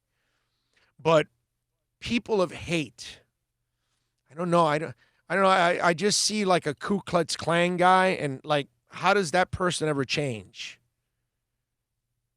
It's weird. It's one, since I can't relate to it, it's hard for me to even imagine it. You know what I mean? Or even thinking of having to change like that because I never thought like that in the first place. So it's really weird, and I don't know, maybe some of you have some experience in this that you may know somebody. We watched it in a movie. Who? American History X. Oh, yeah. Yeah, that's a movie. I don't know, man. That's I see that, and I'm glad that they're doing it because even at least taking them off, at least you won't offend somebody just with it. Whether you believe it or you don't still or whatever, or you are that person, that's even more disturbing. But if you do have it out in public, it is something that's going to offend somebody else, and at least you have the respect of taking it off. I mean, you were stupid enough to put it on in the first place, which again, but that's the thing. I don't know how I don't know how the person You know what I think changes might that. be an issue? Oh, and You we know? saw it with the kid that's the kicker for the Patriots. Not knowing what you have. What's that Southern band that didn't know that their name correlated to slavery, and they changed their name recently, in the last few days? A lack of intelligence, a lack of understanding what you're wearing or what you're representing. Oh, it means that? A lot of them don't even know. Yeah. You know what I mean? Mm-hmm. I got you. Remember the guy from the Patriots? Yeah. The way and he was genuine. He got emotional. He was crying. He felt horrible that he didn't know that what he had was racist on him, you know? Right. And I think there may be, not all, but a decent number that have no idea what they have is racist. Right. Yeah. Well, that's why and lack of intelligence, lack of research on your part. To me, it's just I don't know how people like that really change. Pat in Asheville says, look up Daryl Davis. He convinced over 200 people to leave the KKK. Great story. All right, good. That's nice. Bill sounds all muffled. Yeah, he's got a mask on. Oh, even Cicerelli gets rid of white power tramp stamp tattoo he has. Real transformation will take much more. Exactly. Again, my problem, Dougie Fresh, with all of this is I can't relate to it. So I guess I'm not a good person to talk about it. I guess we would have to hear from somebody that truly had hate in their heart for something, and then they really changed and how they went about that change. You know what I mean? Because I know it's had to have happened many times, but it's just hard. It's just hard for me to think of people changing that way. You know what I mean? Do they really change, or are they just adjusting to appease, but inside they're still that same person? You know what I'm I mean? thinking of? How about the gang members that change and they're anti-gang and they try to help the kids and stuff like you can, and But probably that's gang. That's not what I'm talking about. What's in your I'm heart. talking about hate. In your heart. Yeah, I'm talking about hate. I'm talking about, you're an anti-Semite. You hate the gay community. You hate blacks. You hate whatever, Asians, whatever, man. You know what I'm saying. Supposedly back in the day, Supreme That's Court. what I mean. Those kind of people. Supreme Court. I can't remember the judge's name, but he was a Southern, and not racist, and he ended up being one of the biggest champions for civil rights on the Supreme Court. Right. He did change. I don't know the guy's name. I should know this, but yeah, it can happen. And I would say it's probably with an epiphany, like something happens that like you found God type of thing. Right. You know what I mean? Right. I got you. I just saw, let's see, look at Papa John's and Jared from Subway. They lost everything and they are no longer celebrities. Yes. Oh, well, I mean, yeah, but that's not hate. One was ignorance and the other is a sexual deviant. Pedophile. Yeah, so that's a terrible example, Jeremy. Terrible example. That has nothing to do with those are two different subjects that we would go into. Okay? Completely different. All right, 786-322-1105 if you want to get in on the accidentlawfirm.com text line. That's 786-322-1105. A little music news for those of you out there. What's it called? First of all, Megadeth. Frontman Dave Mustaine shared some details about the band's forthcoming album, the Anna Metal Tour of the Year. He said, we got in the studio, we started working on it. Where we are right now, we're writing all the original parts. We had 15 of them, and then we got to the end, and I said, shoot, we didn't think about the cover songs, man. We had a couple songs we wanted to do for the record. Damn, we forgot. And what are we going to do? Well, now, so we ended up doing 18 songs altogether. Then we had another song we forgot part one of from the other song, so we had 19. Ditched one of the cover songs, so now we've got an 18-song album that we're going to be bringing. So just in case, if you're waiting for some new Megadeth material, you will be getting a lot of Megadeth material because they've got 18, songs in their new album. Now, I don't know how many of you still play pinball machine. I've got one in my house. I have a Doctor Who pinball machine. But this pinball machine, I would love. The only problem is I can't afford it. But earlier this year, Sebastian Bach discussed his involvement with an upcoming heavy metal pinball machine. It includes Bach, Brendan Small, Blue Oyster Cult, Cheap Trick, and others. It'll arrive 2020 in the holiday season. Incendium Online has revealed the details and specifics about the machine, which was inspired by the 300th issue of Heavy Metal, the 1981 animated movie of the same name. An exclusive variant cover edition of Heavy Metal issue 300 will be included with every machine sold. Okay? It is finely crafted with hand-drawn artwork, exclusive custom-painted heavy metal action figures, DMD display, a first-ever chameleon paint armor kit, LED lighting, 2 steel ramps, a rail, all that good stuff. It is awesome. Here, if you want to, those of you who want to check it out, that's it right there. There you go. What do you think? Heavy metal pinball machine, huh? Is that awesome or what? So if you're interested in a heavy metal pinball machine, that one is pretty damn sweet, folks. You will enjoy that one. This is also really cool. The Juneteenth Versus battle is coming up, and Alicia Keys and John Legend will be going head-to-head in their Versus battle this Friday, June 19th. The Viral Battle Series, which helmed by Timbaland and Swizz Beatz, announced the upcoming event as a message that read, "Let's celebrate Juneteenth with a special edition of Versus, Alicia Keys versus John Legend." As you know, the holiday commemorates the date of June 19th, 1865, which is known as the end of slavery in the country. Keys and Legend's installment of the Instagram Battle franchise, which kicked off at the top of the COVID-19 pandemic, follows the likes of the competing episodes between Nelly and Ludacris, Little John and T-Pain, Jill Scott, and Erykah Badu. Boy, Erykah Badu's got that junk in the trunk, bro. Whew. Man, she's got that junk in the trunk. Anyway, Legend, the date also marks the release of his new album, Bigger Love, which follows his 2016 LP, Darkness and Light. The new set features collaborations with Gary Clark Jr. How about that? All right. Coffee and Rhapsody and more. So this Friday, I'm going to be watching. I love Alicia Keys and John Legend. I mean, that's going to be an absolutely phenomenal deal. So do not miss that. The other thing is today's June 16th. So today, June 16th, on this date, in 1988, Pink Floyd played in the Berlin Wall in East Berlin. 2,000 fans gathered at the wall to listen to the concert.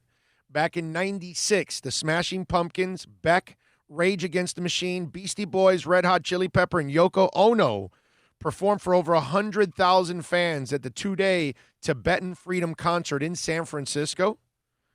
Back in 2007 on this date, 62-year-old Rod Stewart married his 36-year-old model girlfriend, Penny Lancaster, on the Italian Riviera.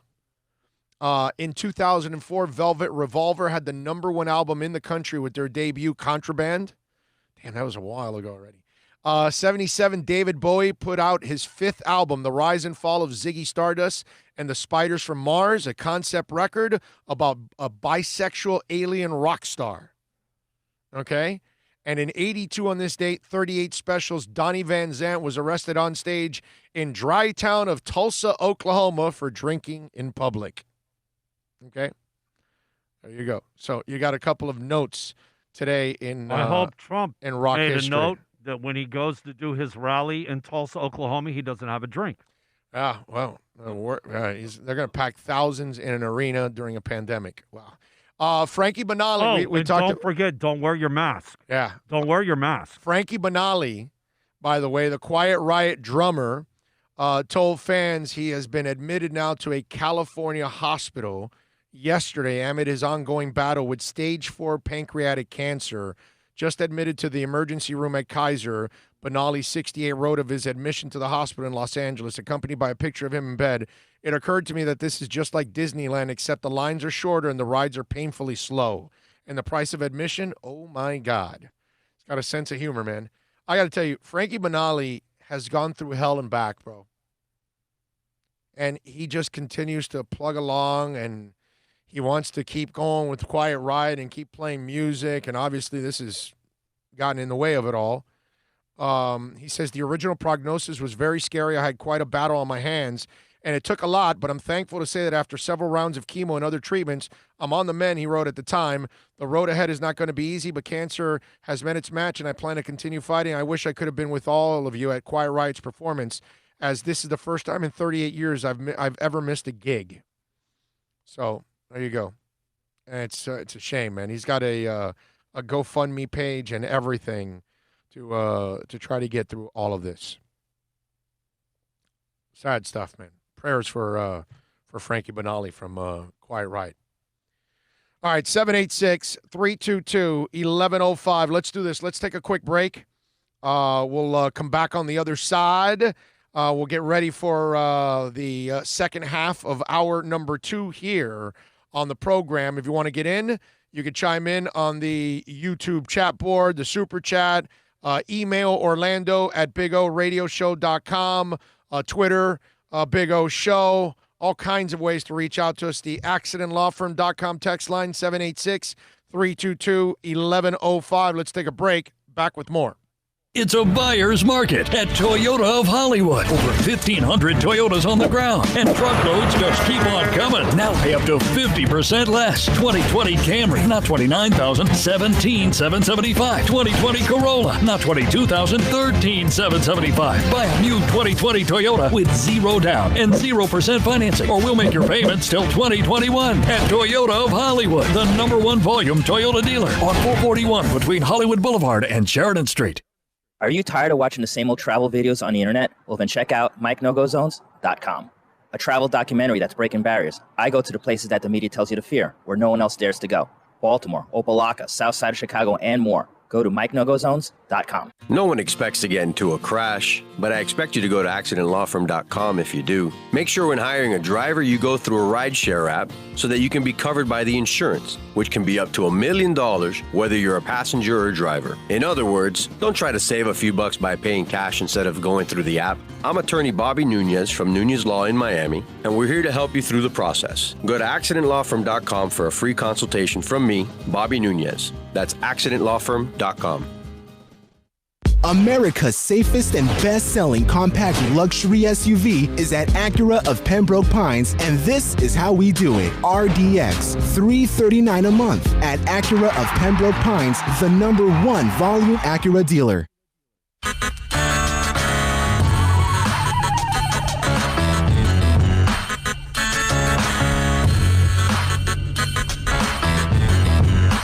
This is the Big O Show.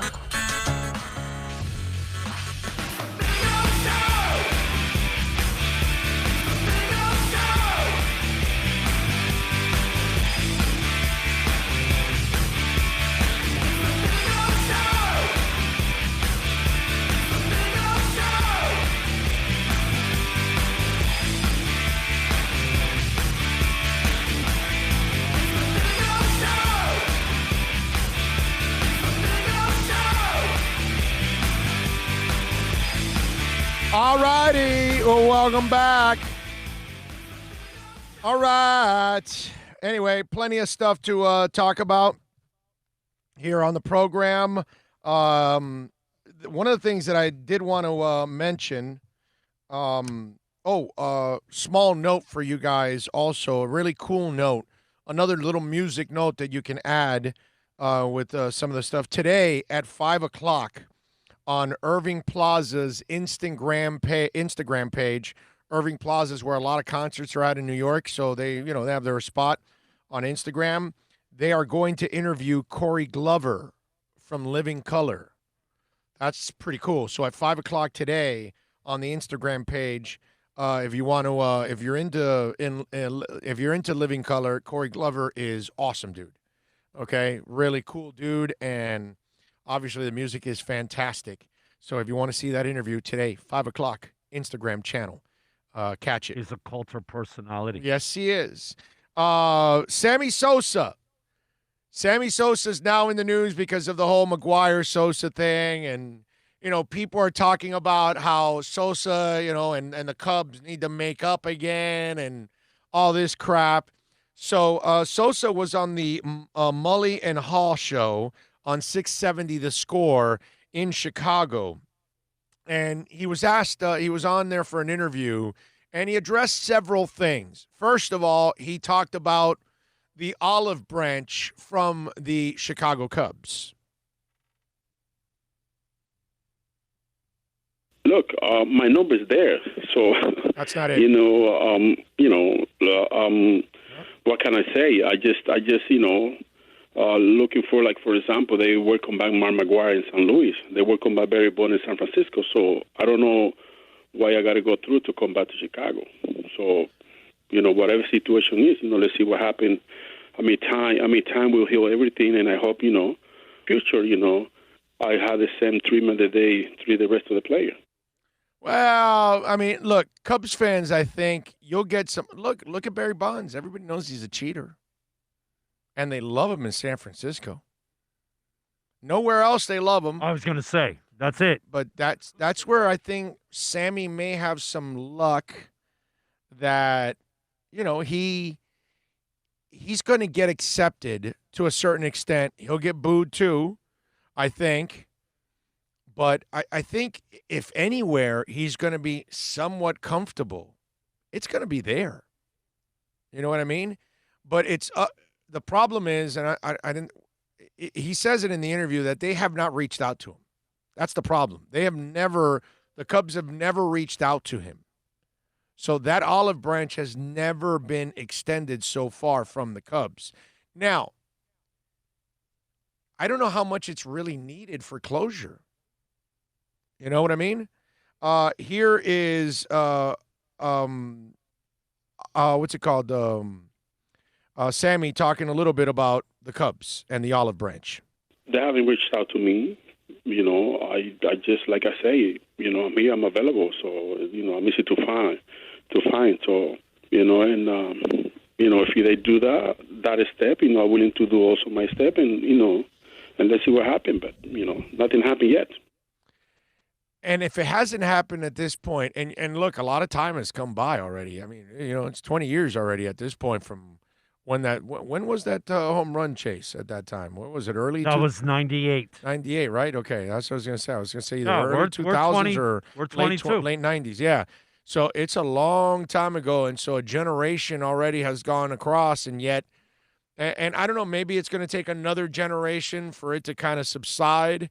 Or maybe we have to get to the point that the people that are not forgiving, people like me, because I don't forgive Barry Bonds, and I don't forgive Mark McGuire, and I don't forgive Sammy Sosa and Alex Rodriguez and any of those guys. I don't put them in the Hall, okay? And I know Barry would have been in the Hall anyway. He didn't need the steroids. I get all of that.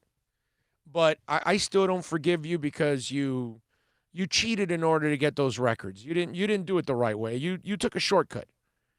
Sammy, by the way, in this interview with Molly and Hall from 670 The Score, talks about getting into the Hall of Fame. I was healthy pretty much most of the time. If you look at my record, I did it in the field. Let's see. It's a question that that I see what happened. I haven't test passed it, so pretty much based it to that, my case is not too hard to deal with. We're talking about that, that era. I don't know why they were going to take the blame for everybody else.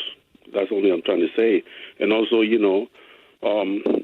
for the voter or for the writers, every year that I have a chance to do every interview, I did it. I treated the reporter very nice. So one of the reasons that I asked myself why that I cannot receive more vote every year.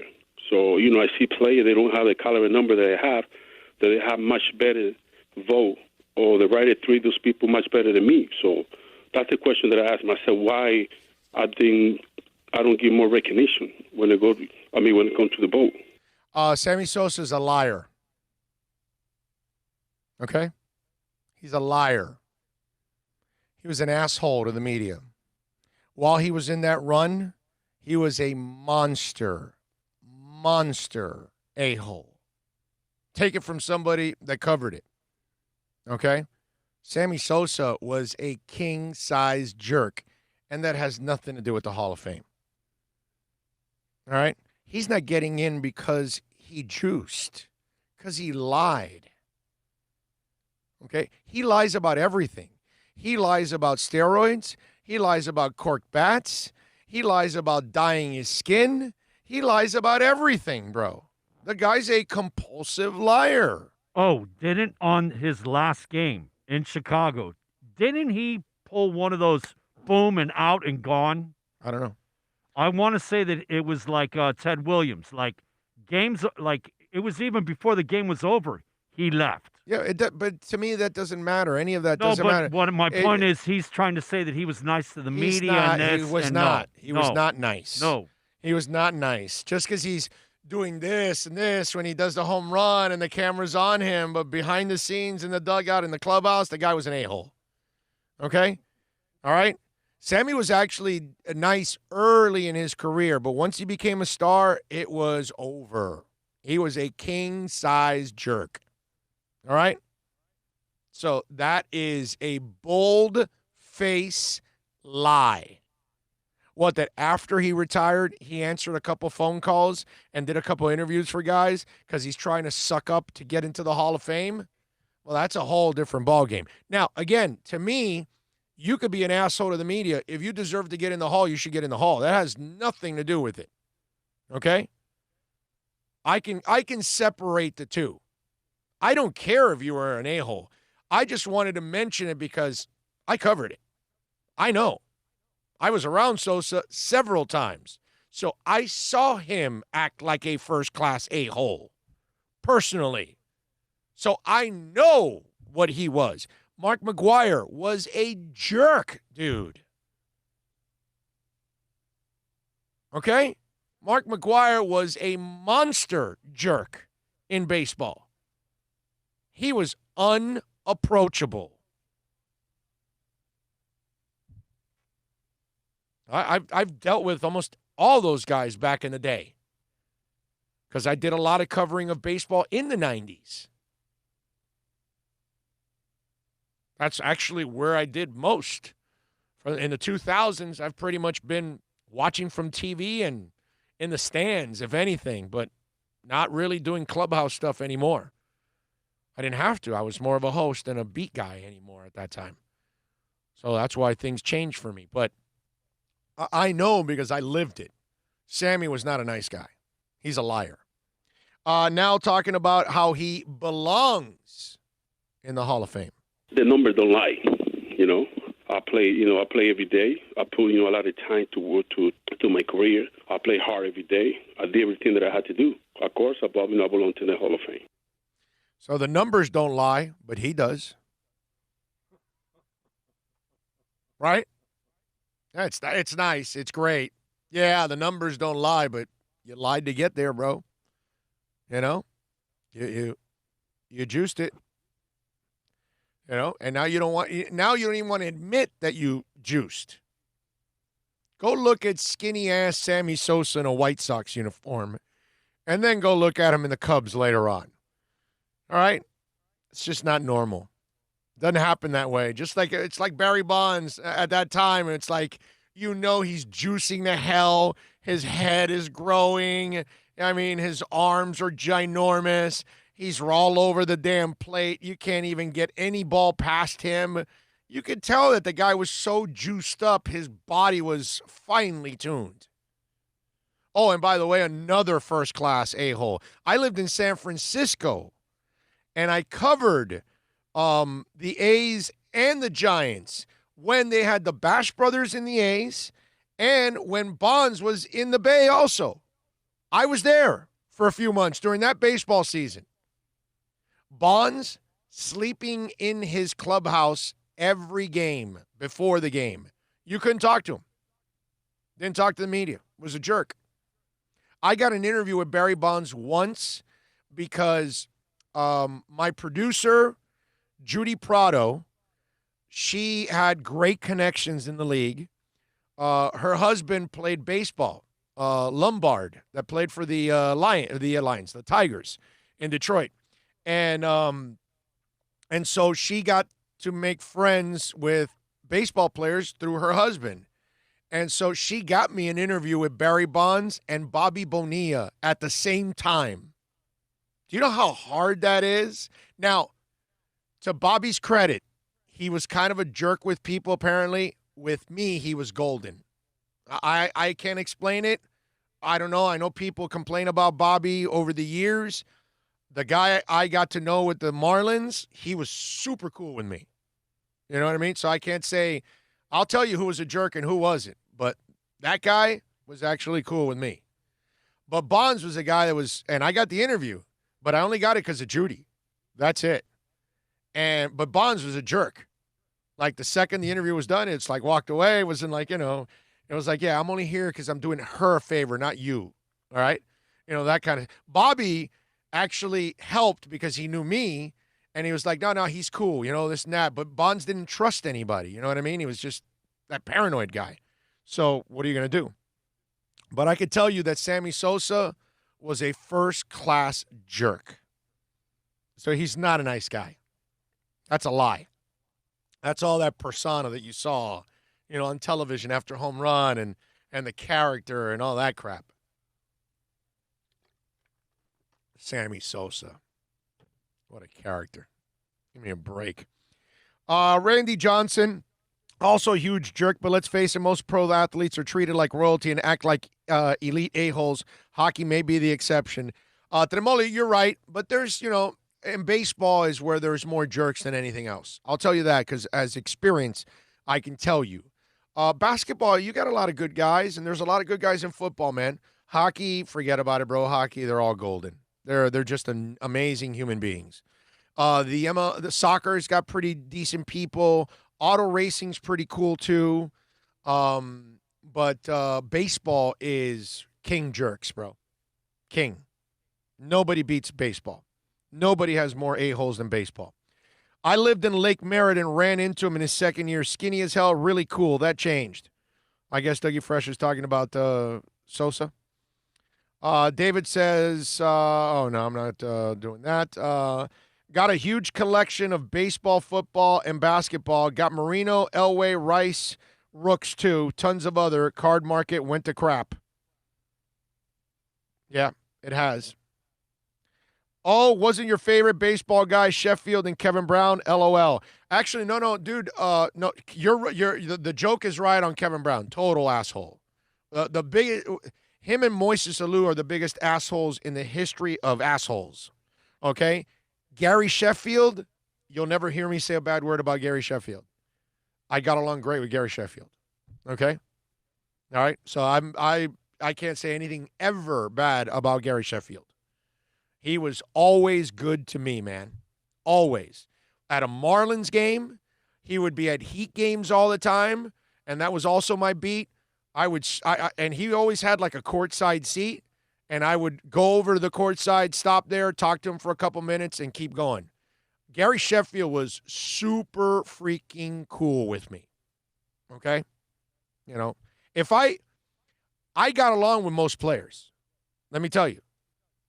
Most players, once they got to know me and they knew I wasn't going to BS them, like they knew, like, all right, he's cool. He gets it. Like, oh, at least he'll tell me what he didn't like or whatever right up to my face, because that's what I would do. You know what I mean? I would be brutally honest. These are men, bro. You can't do an interview with somebody and then when you're done, then you go and write something else about them or say something else on television, or you can't do that. And they'll completely, but if you challenge them personally and say, hey, no, yeah, I talked to him personally about this, they don't care. They don't care. You know what I mean? And so I was fortunate. I would say I got along with 98% of the players I covered. The few that I didn't get along with, those were guys that didn't get along with anybody. Like Moises Alou did not get along with anybody, and Kevin Brown did not get along with anybody. And Sammy Sosa in his heyday was an asshole to everyone. Okay? And Barry Bonds was terrible and all that. I can go on and talk about certain guys that just are jerks.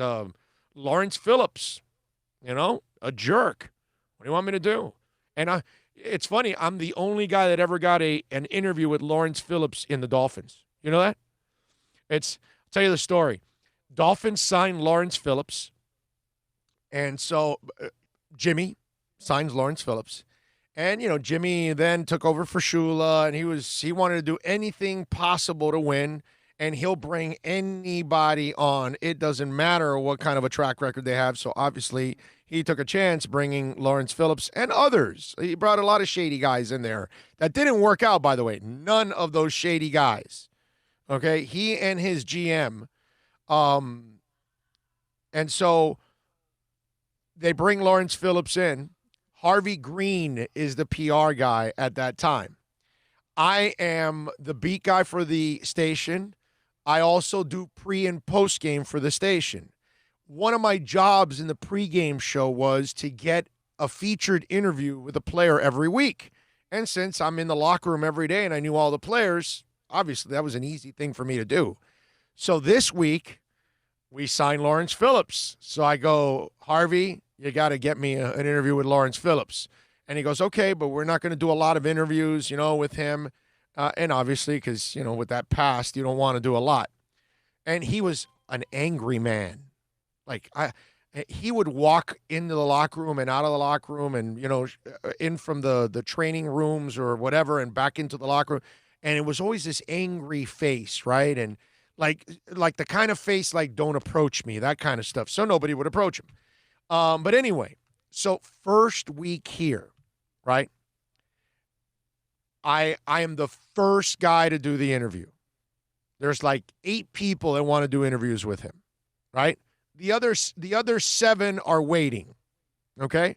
So I sit down. I do my interview with Lawrence. I figure I know that I got to be careful here because obviously that it'll shut it down for everybody behind me. I can't be, you know what I mean? I got to kind of watch it, and I'm working for the station, all that stuff. So I asked them all the right questions that I'm supposed to ask. Nothing out of this world that was crazy. And interview's done. Boom. Ready. I got it for pregame. We're all good. The guy that comes behind me sits down. Okay? And he goes, hey, Lawrence. And I forgot the guy's name. I even forgot who the guy is now. Now I don't even remember the guy anymore because this is 25 years ago already at this point. The guy shakes Lawrence's hand and says, all right. And he puts the mic in his face and he goes, hey, Lawrence, have you talked to Scott Frost lately?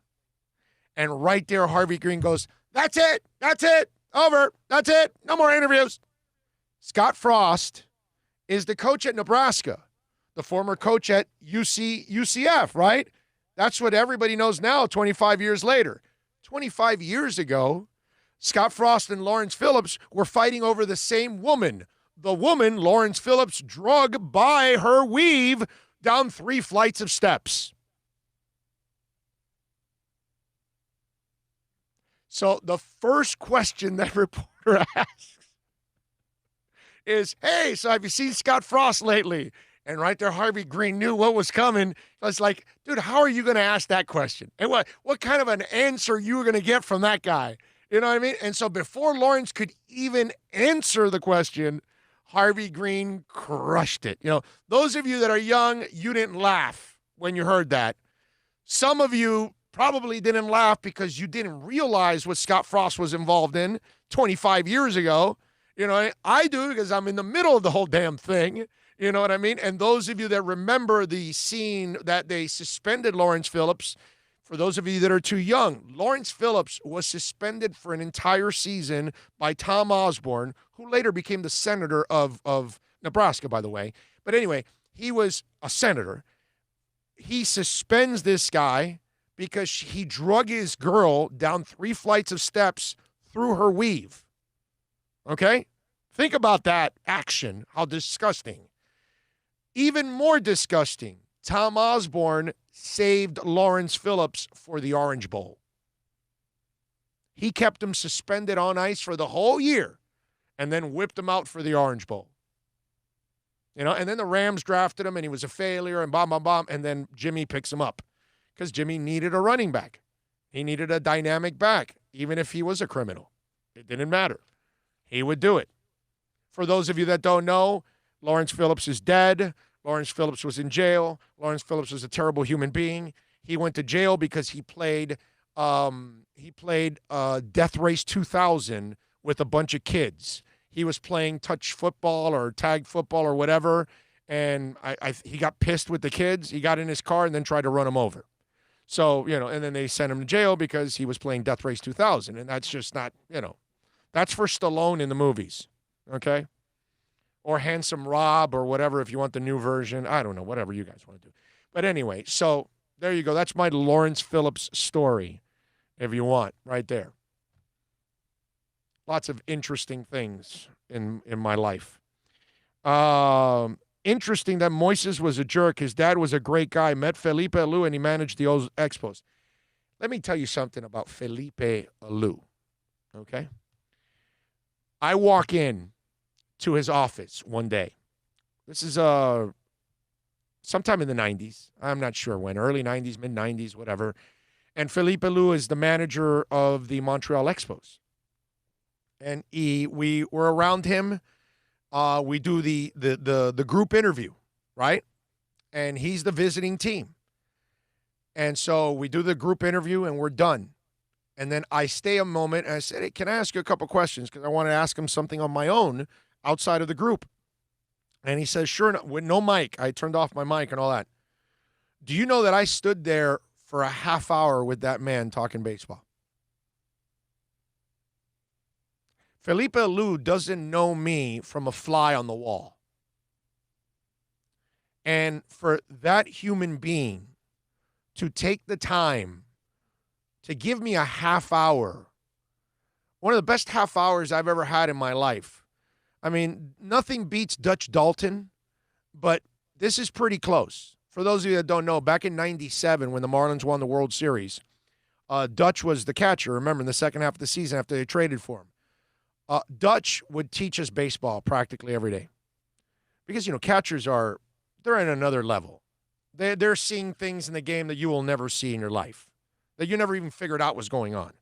And so we would actually be able to sit around him and shoot the crap and just talk. No mics, no, we didn't turn on mics or nothing. This wasn't to quote him or anything. This was just shooting the crap and talking baseball.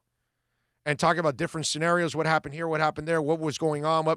And he'd tell you everything.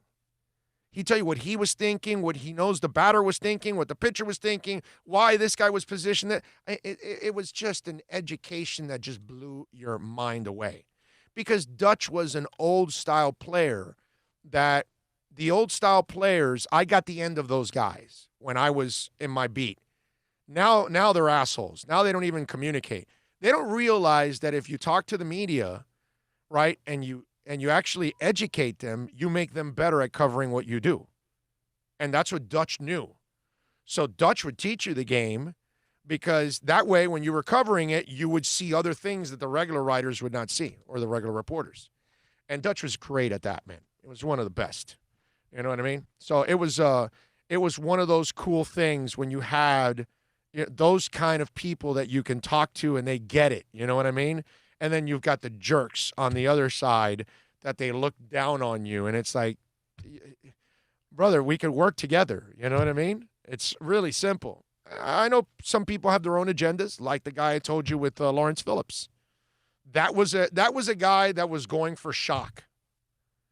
And the idiot never got the answer to his question, never got to interview Lawrence Phillips, never got to interview anybody else again because then now Harvey Green now blackballs your ass. Because you tried to make it, a disaster. And you tried to create havoc. And that's not going to help you. You know what I mean? So I get it. There are bad media members and there are good media members and all of that. But it's up to the players to kind of decipher it and figure it out, man. Figure out the guys that really want to cover you and, and the women that really want to cover you and that they actually are like covering what happened. They're not trying to create the story. You understand? That's the problem you have with certain media members, that they want to create a story where there isn't one. And that's where, everybody gets in trouble. And that's what that guy did. Hey, did you talk to Scott Frost lately? That was years ago. Why? It's 4 or 5 years ago. Why are you going to do that to the guy? You know what's coming. It's like, okay, so that's your agenda right there. And that's just. Start out with the jab, not a right cross, No, right? but Start out with the jab, not a right cross. But that punch was never going to fly. Right. You had the PR guy right there. Right. Standing right there. Kibosh you with the quickness. He told us, hey, I'm going to let you interview the guy. Kit gloves. But you have to be, because Harvey Green also knew that Lawrence Phillips was not sane. So Harvey wasn't not only protecting the team or the player from some ugly soundbite, he also didn't want Lawrence to lose his lunch and punch your ass. You know what I mean? And so Harvey was smart enough to know, okay, I'm not dealing with the guy that might get mad and walk away. I'm dealing with the guy that I don't know what he'll do. He might hit the guy. He might kill the guy. He might lose it completely. I don't know. So I got to be careful. You know what I mean? It's an interesting job, ladies and gentlemen. One of my favorite days with you, okay? The day that we get Dutch Dalton. I don't know if you remember, but we're there in the press box. I'm with you. We're hanging out with Frank Fort. And we get word. The Marlins just signed Dutch Dalton, blah. It was Kevin Brown's shortest outing. John Cangelosi finished pitching for the Marlins. Yes. And I remember that. Tony Gwynn was about to go the most at-bats without getting a hit in his career. And, of course, he got a hit and he didn't get there. Right. But all that was happening that day. Right. That same day that we get Dutch. And I can remember they made the announcement, if you guys want to, interview Dutch, blah, blah, he's over here in this room, blah, phone. So awesome. Dude, I don't know if you remember. It's, hey, Dutch, blah, how do you feel? Oh, well, I just picked up 30 games in the standings, right, blah. Yeah. I'm He always had a great attitude. I'm going to make the playoffs. Always. Oh, hey, by the way, are we winning or are we losing? Yeah. He was a great guy, man. Dutch was a great guy. And I was happy for him because obviously it's the end of his career and he, didn't get the title after the Toronto thing with Philadelphia. So this was his moment to get that title, and him and Eisenreich, because they also acquired Eisenreich too from Philadelphia. And that was enormous. That was a fun team because there was so much experience, with Sheffield, Devon White, and Bonilla, and Kevin Brown, and Alex Fernandez. I know he got injured, unfortunately. And then you had the great story with Levon involved in all of that. Charles Johnson was, oh, my Lord. He set the record for most consecutive games without an error at catcher. I'm just talking about the human being, bro. I'm just talking about, dealing with Charles Johnson every day was like gold, bro. It's like you look forward to walking into the clubhouse to talk to a dude like that. When you get to talk figures, right? Dutch and Charles Johnson, that look at those kind of catchers that I get to talk to, it just awesome. There were some characters on that team, man. There were some characters. It was a fun team to cover. It was a hell of a season, obviously, to cover. And I miss it, man. I miss all of that about baseball. I really do, and I don't know if we're ever going to have it again. But wow, it was a fun time. I will say that.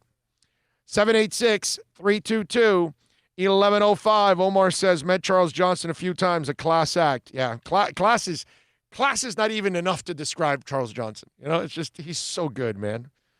Let's see. Was Phillips on steroids too, or just naturally back crap crazy?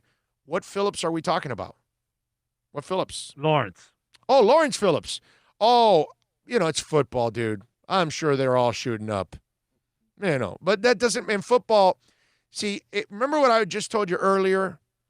Football doesn't have that. You can't say 44. You can't say 56. You can't say 755. There are no numbers that really, because we don't care about the stats. We barely remember who's the top leading whatever this week or next week or whatever. It just, football stats aren't that important to us. Where baseball, the foundation of it all is stats. You grow up remembering the stats at the back of the baseball card. You grow up remembering the stats that matter, like I told you. 56, 44, 714, 715, 755. These are numbers that are just synonymous with the game. And so that's why steroids, it doesn't matter in football.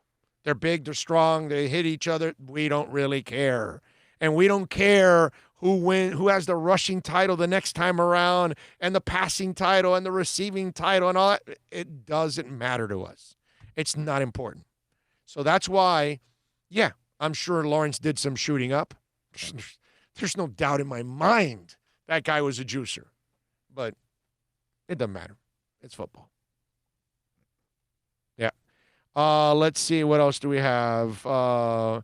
17 years with the Phillies organization and wins a ring with the Marlins. Awesome, awesome, awesome. Yeah, you know what it is? It's Ray Bork. All those years with the Bruins, and then you go to the Avalanche and you win your title. And it's great because those are guys that you like. It's like Marino, right? It's our only regret with Marino. We know Marino's a championship-worthy quarterback. He just never really had the championship team around him, unfortunately. But we know he deserves that ring. Unfortunately, he didn't get one. And that's what the Ray Borks and the Dutch Daltons of the world are. It's those guys that they gave it all for their teams. They couldn't win that title, and you want them to win that one title. And Dutch and Ray Bork had that opportunity to kind of complete their careers with that title. So, yeah, I'm with you there. No doubt. Super Boom Shack says, I always like Jeff Conine. Who doesn't, man? Jeff Conine is impossible to not like. I'm in a interview session with Jeff Conine. Somebody passes by and he looks at us and he goes, one day I'll tell you guys what a real asshole that guy is.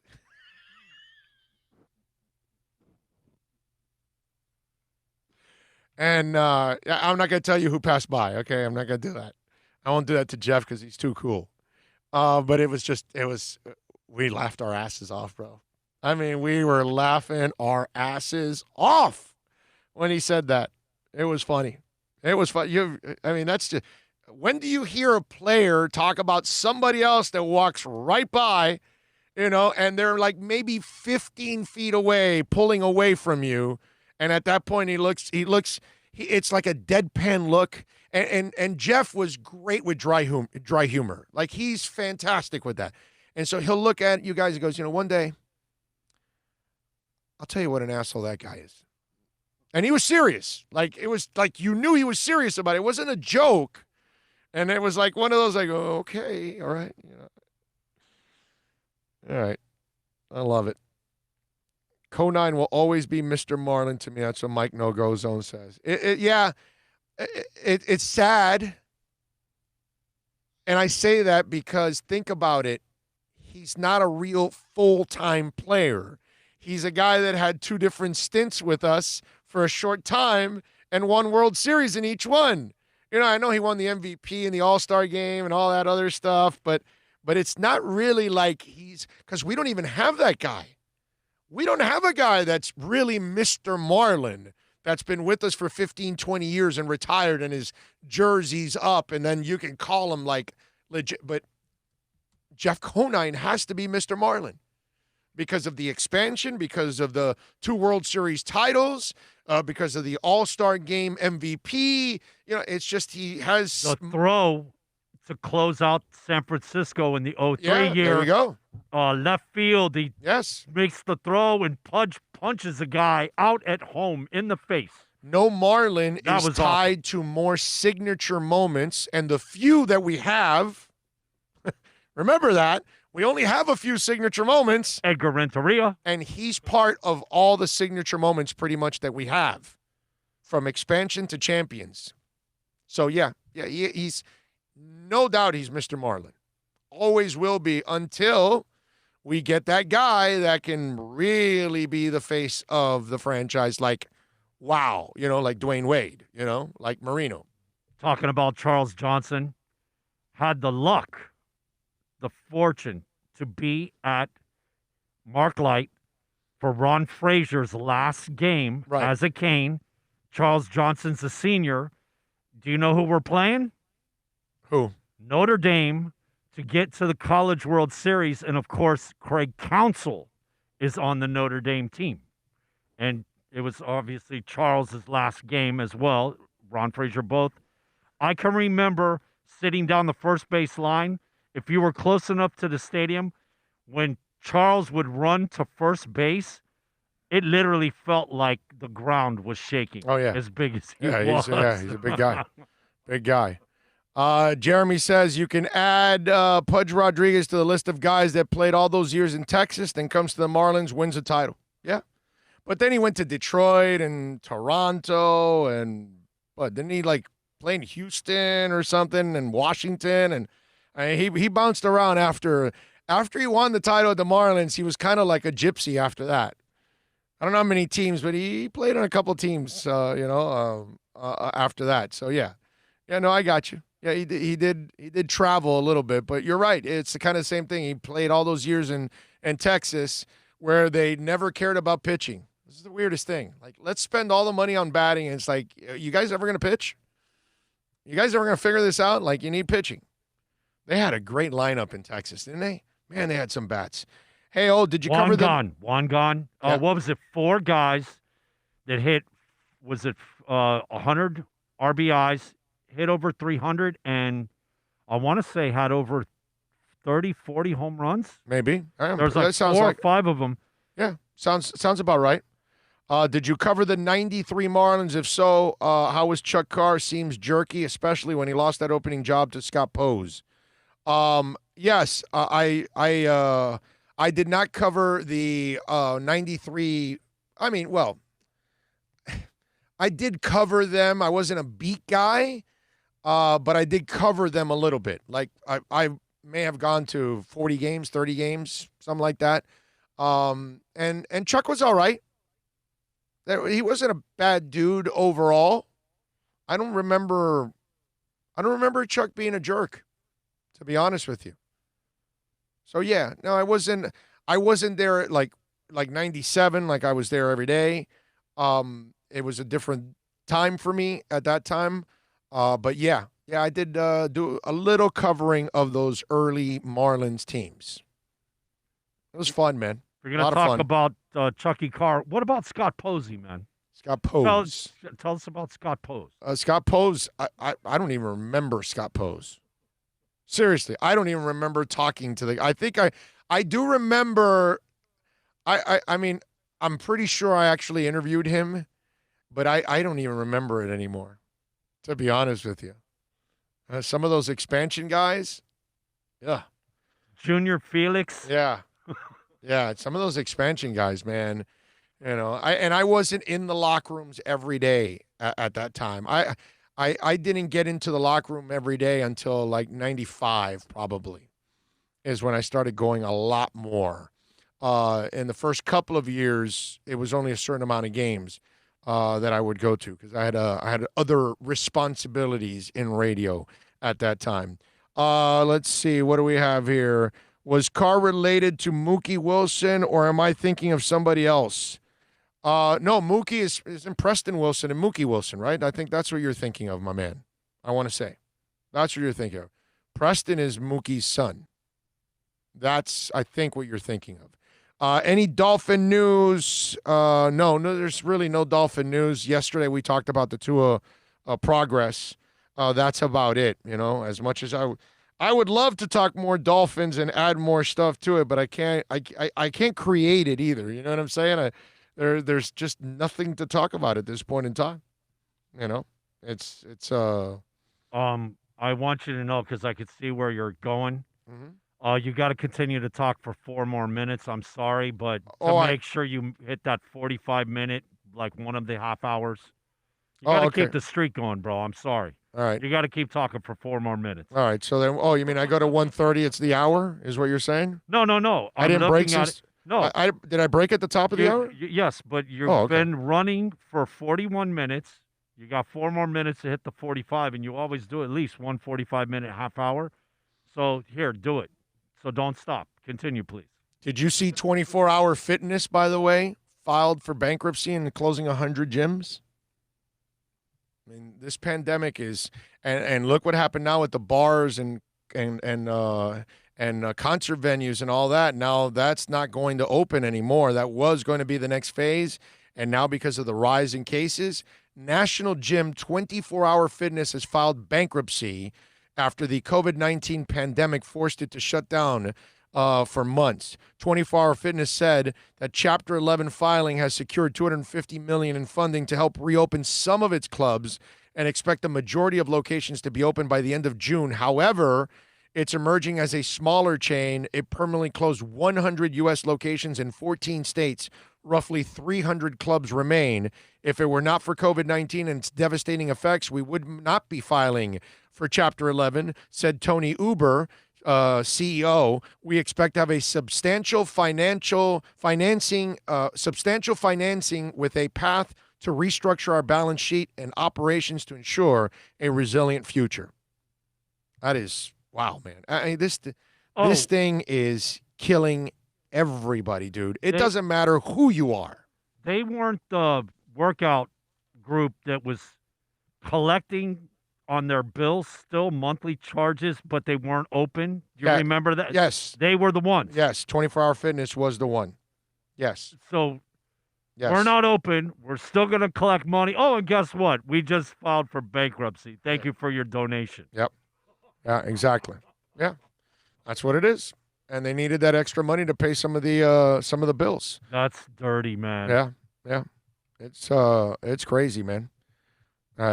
You see what's going on with all of this, and it drives you nuts that it doesn't end. That's the thing, that we have no control on when this whole thing is going to end.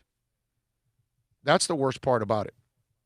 Antonio Brown, did you guys see he pled no contest in moving truck and battery case a couple days ago? Brown's attorney, Carson Hancock, that is his name, just released a statement on the plea deal explaining AB chose to cut the agreement with prosecutors this week to avoid a protracted legal case. But for the impediments to court proceedings created by COVID-19 restrictions, Antonio's case would have been disposed of several weeks earlier. With this matter now resolved and behind him, Mr. Brown looks forward to continuing his cooperation with the NFL and resuming his phenomenal professional career. He has achieved so much throughout his life, both a personal and professional standpoint, and will continue to do so. Sure he has. Outside of catching passes, what else has he done? He hasn't done a damn thing. Now, here's what I would ask about all of this. Okay? He is now on probation. Are you allowed to be in the NFL on probation? I'm not sure, actually. That's weird, right? Because you're in a position where a mistake sends you to jail. So how can you be under contract like that? Because it's not like a mistake that you're absent for a week. It's not like you twisted an ankle and you're out for 2 weeks. It's not like you had a concussion and you're in protocol. No, you violated your probation. So I'm just wondering, for a guy now that's on probation, and by the way, he still has some other things going on, okay? I'm just wondering, if you're the NFL, how do you allow this, okay? He cut a deal with prosecutors this week in which he changed his plea to no contest. In exchange, he was sentenced to 2 years probation, 13 weeks of anger management course, and ordered to undergo a psychological evaluation. First of all, that guy's going to attend 13 weeks of anger management. I would love to be a fly on the wall to see that one there. And I want to see his exchange with that person. and then ordered to undergo a psychological evaluation. I want to know the psychiatrist that's going to find that guy sane. Okay? Seriously. So you got to find a psychiatrist that says he's sane. You're going to tell me that he's going to attend 13 weeks of anger management classes and show productivity and that he actually really is trying to fix those issues. Okay? And then you're also going to tell me that he's going to get a job in the NFL when he's 2 years under probation. I have a really hard time understanding all of this. I have a hard time wrapping my mind around any of this, to be honest with you. You know what I want to know? Was Deion Sanders there in court to support him? I don't know. I have no idea if he was there or not. I have no idea. But, he believes in the new Antonio Brown. I mean, give me a freaking break, dude. Okay? Antonio Brown. So you're allowed. Well, then again, I mean, Aaron Hernandez allegedly was murdering people on his off time. So what the hell's a guy on probation, right? Let's think about it. He only beat up a moving truck driver, man. That's all. It's not like the NFL doesn't have these kind of scum all over the place. I'm hearing that a female pro league is going to reopen, but to make up lost revenue, they're switching the league to all nude tackle football with monthly subscription fees. Sign me up. 786-322-1105. Super Boom Shack says, even if Buckner fields the grounder, the fat-ass pitcher didn't get to first base in time. All right. You guys are going over some old stuff there. Damn. That's classic there. That was that I did not expect. I got to admit that I did not expect that one. I'm impressed. I did not expect a conversation that's 46 years old. That was strong. Did you guys see Mike Gundy? So Mike Gundy now is in hot water. The Oklahoma State coach was wearing an OAN jersey. And, that's the far-right network that they're like remember I tell you that the Democrats and the Republicans have one problem, right, that ruins everything, the far left and the far right. It ruins both sides. I believe most Democrats and Republicans can actually figure out a way of kind of meeting halfway and understand what it is, but I think the fanatical ones really kind of lose it, and they don't even want to hear the other side. You know what I mean? Because it's funny because Democrats think they have all the answers and Republicans think they have all the answers, and it's both a clown show. And so you've got OAN, which is a radical. They're the ones that were saying the old man's an Antifa guy and Buffalo and all that. Just they come up with stupid stuff that's just completely. They're the Oliver Stone of broadcasting. You know what I mean? And so they're real fanatical. So Mike Gundy was wearing their shirt.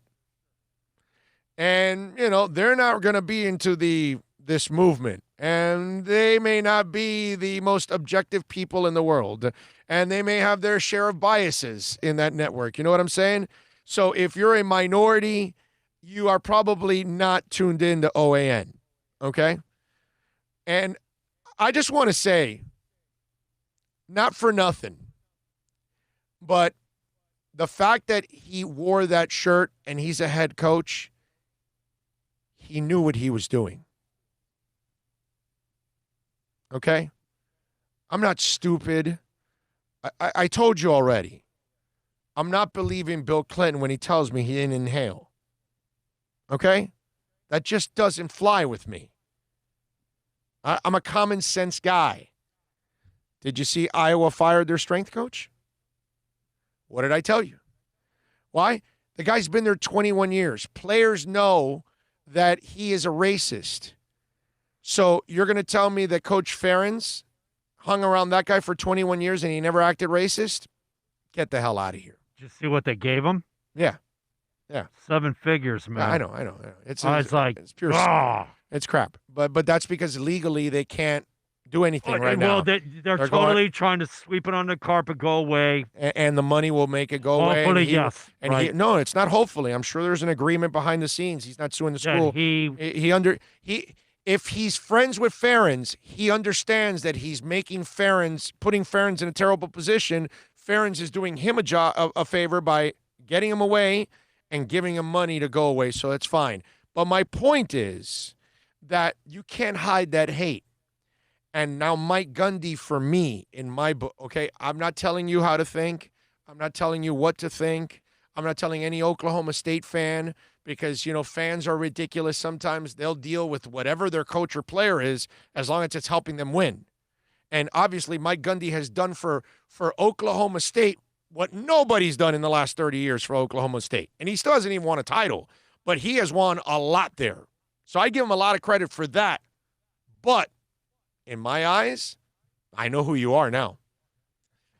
And it's not a good look for Oklahoma State. It's not a good look. The head coach, just like Kirk Ferentz, knows what his strength coach is, and he kept him around. Mike Gundy, when he put on that shirt, he knows any and every shirt he puts on. He's the head coach, bro.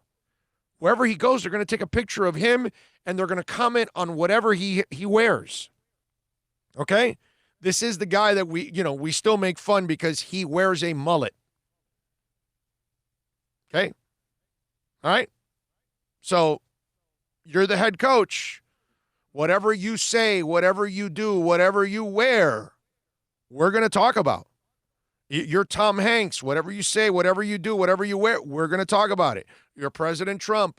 Whatever you say, whatever you do, whatever you wear, we're going to talk about it. When you're famous, that comes with the territory, and you know it.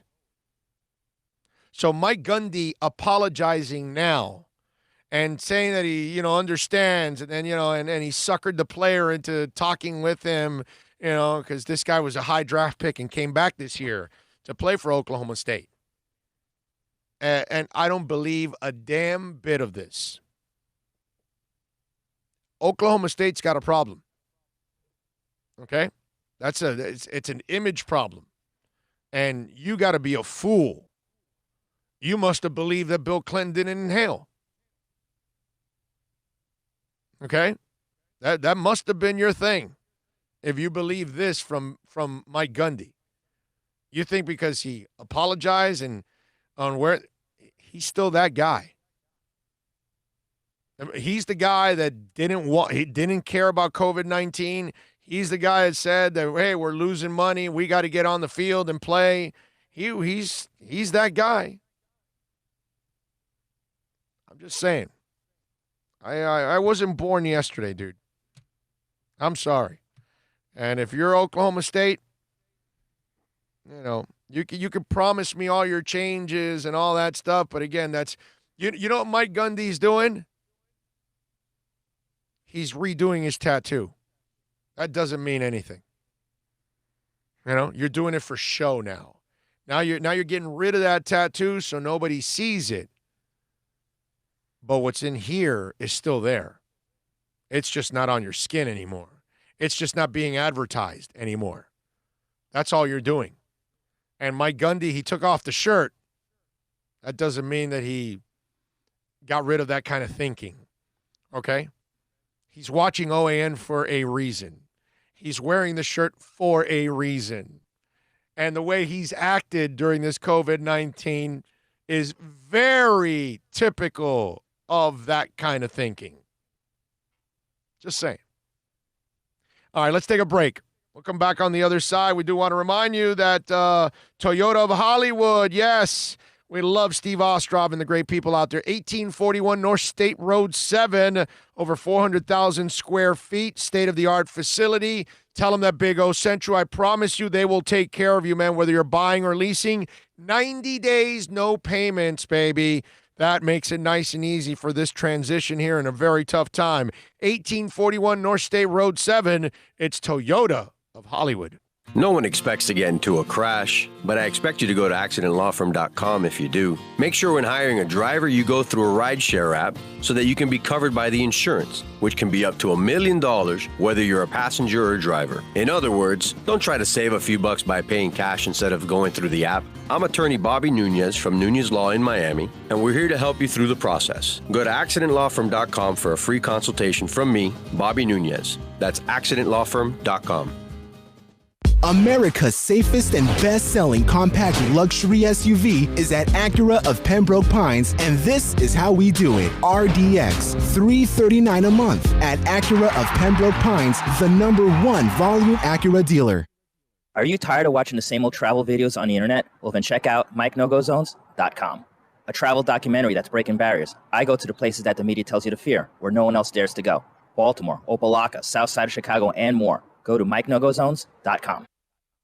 It's a buyer's market at Toyota of Hollywood. Over 1,500 Toyotas on the ground, and truckloads just keep on coming. Now pay up to 50% less. 2020 Camry, not $29,000, $17,775. 2020 Corolla, not $22,000, $13,775. Buy a new 2020 Toyota with 0 down and 0% financing, or we'll make your payments till 2021 at Toyota of Hollywood, the #1 volume Toyota dealer on 441 between Hollywood Boulevard and Sheridan Street.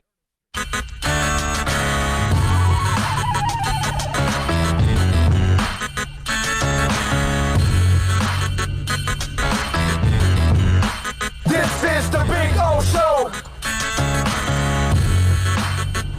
This is the Big O Show.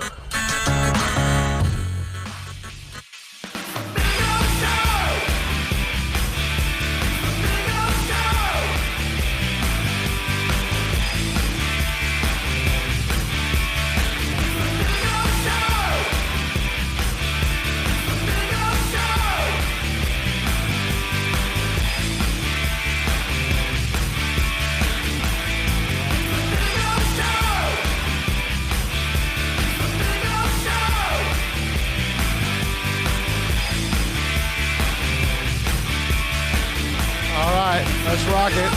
Let's rock it. Bill Clinton didn't inhale, and he didn't have sexual relations with that woman. That's right. That's right. He would never do that. So whose never. spunk was on the dress? It was... whose spunk was on that dress? I have no idea. Somebody was releasing the Kraken. 786-322-1105.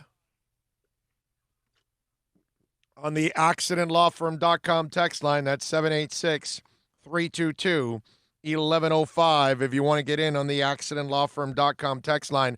Florida bars, by the way, are not going to reopen. Phase 2 of the state's reopening plan had a handful of temporary had a handful of bars temporarily closed again after customers tested positive for coronavirus over the weekend. At least 3 bars in northern and central Florida announced closures because of virus concerns between Friday and Sunday. 2 of the 3 bars are located in Jacksonville Beach, which we saw plenty of morons in Jacksonville Beach when they first opened up. On Saturday, CBS Jacksonville reporter Jarmarlo Phillips, no relation to Lawrence, shared a photo to Twitter that pictured Lynch's Irish pub empty.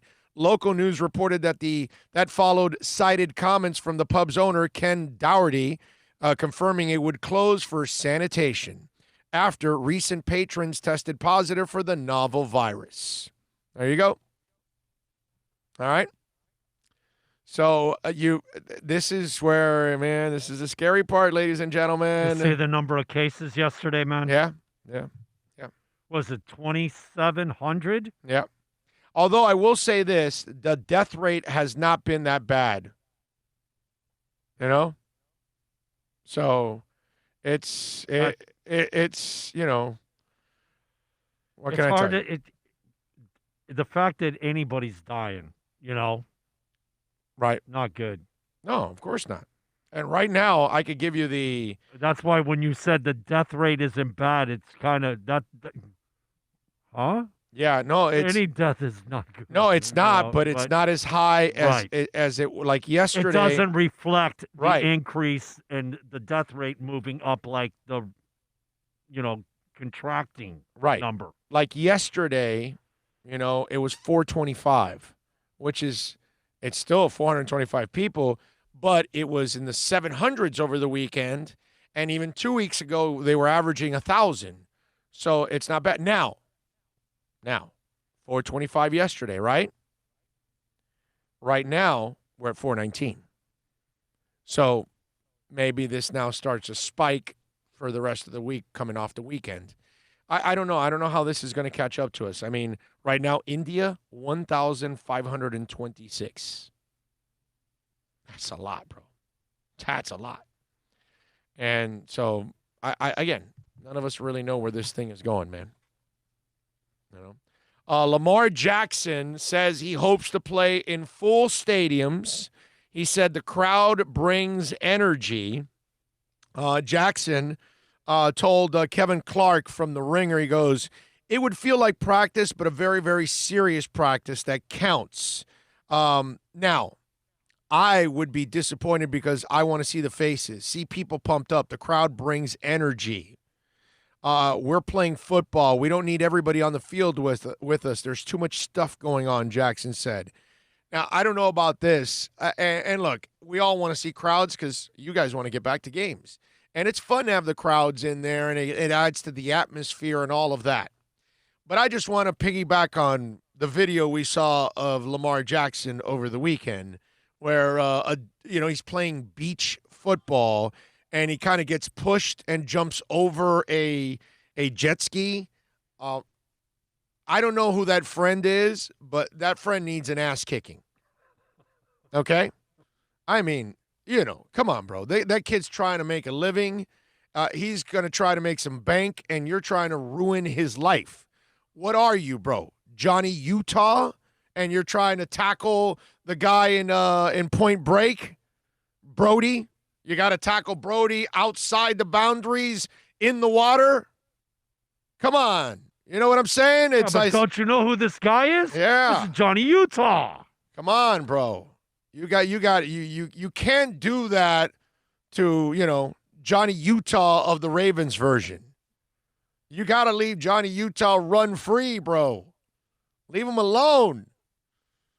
I mean, I don't know. If I'm Bisciotti, if I'm Harbaugh, I am losing my freaking mind. If I'm Greg Roman, I am calling Lamar going, yo, what the F are you doing, bro? And then, you know what I would do? I would send him the videos of Robert Edwards. Those of you that are too young, you have no idea what I'm talking about. Those of you that may be a little older, Robert Edwards is a running back out of Georgia. Came out of Georgia, went to New England, had a hell of a season. A terrific two-way running back. He had such a great year, he made it to the Pro Bowl. He went to the Pro Bowl and played the first and last ever football game in the sand. And guess what happened? His knee went like in 8 different directions, and it completely blew up. Robert Edwards did come back from the knee injury, was never the same player again, was never that exceptional Pro Bowl running back. You and I want to play in the beach? Hey, we got nothing to lose. We're just a bunch of old people, and whatever. We get an injury. It is what it is. You're Lamar Jackson. You cannot be playing football on the beach. And you need to go teach that young man a lesson and share the Robert Edwards story. In fact, you know what I would do? If I'm John Harbaugh, I would track down Robert Edwards. I would give him Lamar Jackson's number, and I would have him call him. And oh, by the way, call him and send him a shot of the knee, because I'm sure the scar is nice and clear. Cringe. That was a cringing moment when I saw. And look, I don't even think Lamar is ever really going to turn into, a great quarterback or anything. But at the moment, he's the best option they have. And that style of play, until the NFL catches up with it, you're going to be able to still do some damage, because it's a different kind of offense to run, because that dude is spectacular with his legs.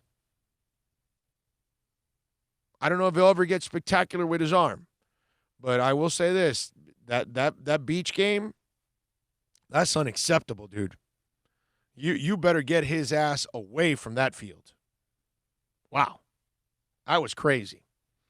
Oh, I would like to interview Manny Diaz because you will ask the hard questions, unlike the Dumpster Fire comedy show on QAM.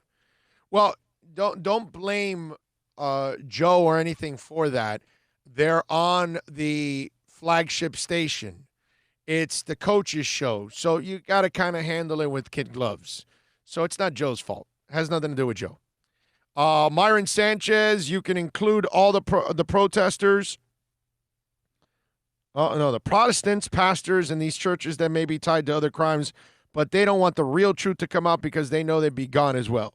Okay. Sounds like an interesting conversation. Let's see.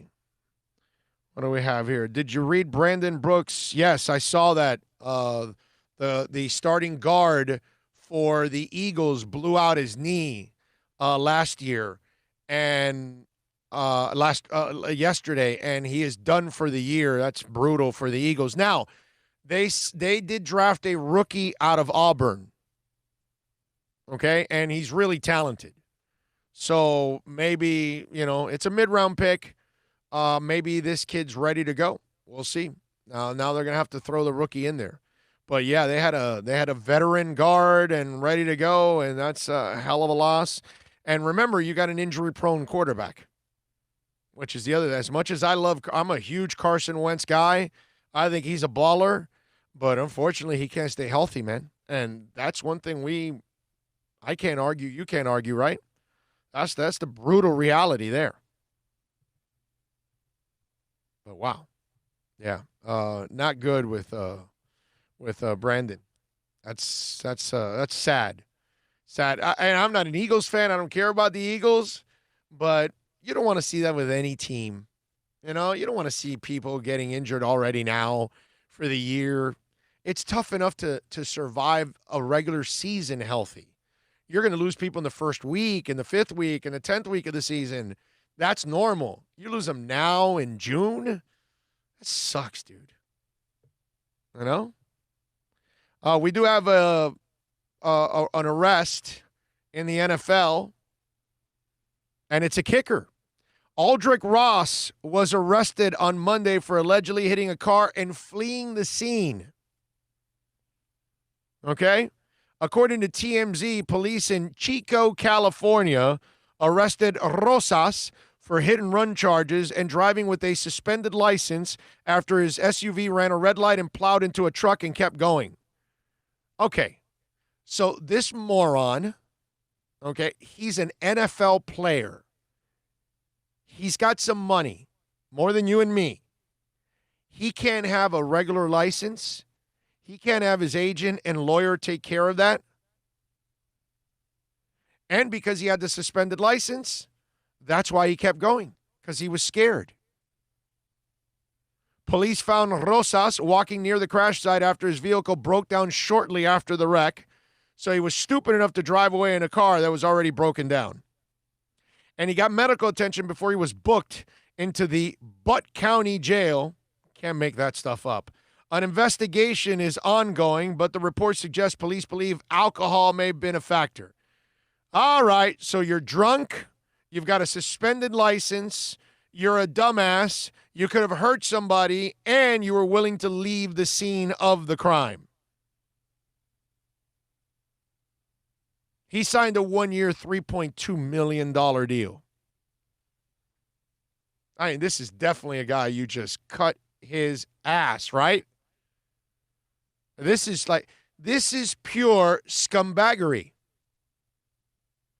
When we talk about scumbaggery, Aldrick Rosas is a pure scumbag. Wow. You got $3.2 million. You got a charmed life as a professional athlete. You have everything at your disposal, and you're driving around with a suspended license. And not only that, you are willing to hit somebody possibly injure them, and without any thought, you're going to drive away. This is a disgusting human being. And I use human being lightly and loosely because there's nothing about humanity in that one. Wow, what a shame. Just we all make bad decisions, ladies and gentlemen. And there you go. That's definitely one of them right there. Holy crap. All right, 786-322-1105. If you want to get in on the accidentlawfirm.com text line, you can also reach out to us on Twitter. That's at Big O Show. Reach out to us on the YouTube chat board, on the Super Chat.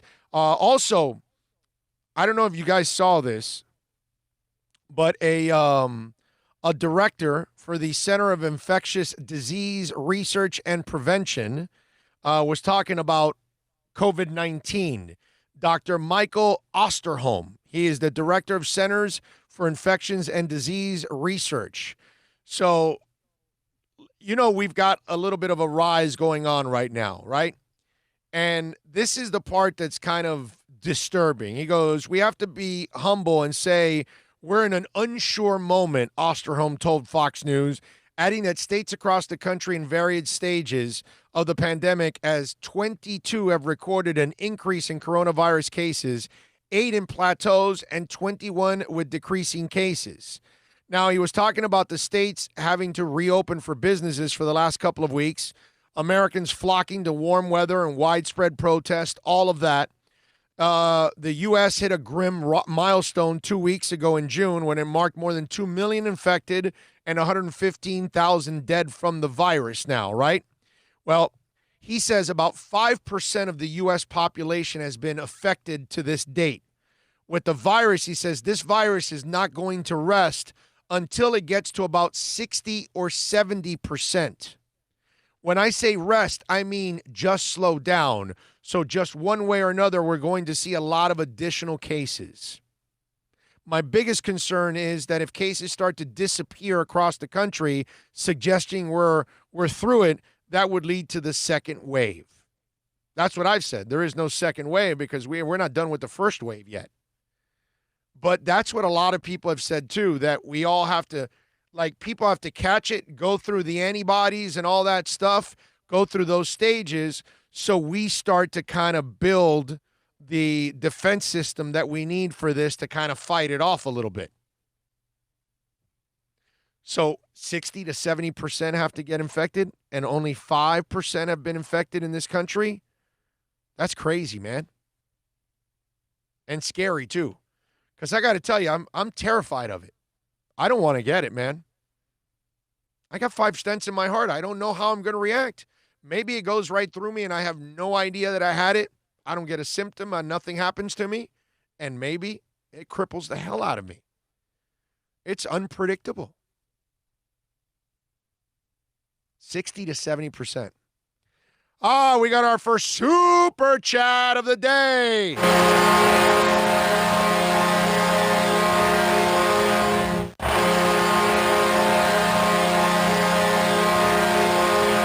Thank you, Tommy Italian for life. 305 for life, as always. It's every day, man. You are amazing chiming in on the super chat. Thank you, sir. Appreciate you immensely. Keep it up. He's got the weights going. I like it. Those are the only weights I'm going to do today, right there on that sticker. That's it. After that, I'm done. But at least Tommy Italian 305 for life. You gave me my workout of the day. I love it. Troy Ortiz says, rank in order of hotness of woman over 50. Selma Hayek, Halle Berry, and J-Lo. Wow. That's a good one, bro. All right, you ready? Halle 1. Selma 2. J-Lo 3. Okay? I mean, if you want to go J-Lo, Halle, Selma, if you want to go Selma, J-Lo, Halle, Selma, Halle, J-Lo, I mean, really? Troy, You picked 3 of the most beautiful women on the history of the world and the planet, okay? They're so beautiful that they have stayed incredibly hot in their 50s. So it's really hard. That's a discussion that has no way of losing. There's no way. Any one of the 3 can be number 1. Any of the 3 can put a number 2, and any of the 3 can be at number 3. And there's not much of a difference. Troy put Hallie 1, Hayek 2, J-Lo 3. He got my same order. Super Boom Shack put Hallie, Salma, and J-Lo. Let's see. Myron Sanchez, I agree with you. What? Oh, on the Super Chat? Oh, thank you. Appreciate it. Let's see.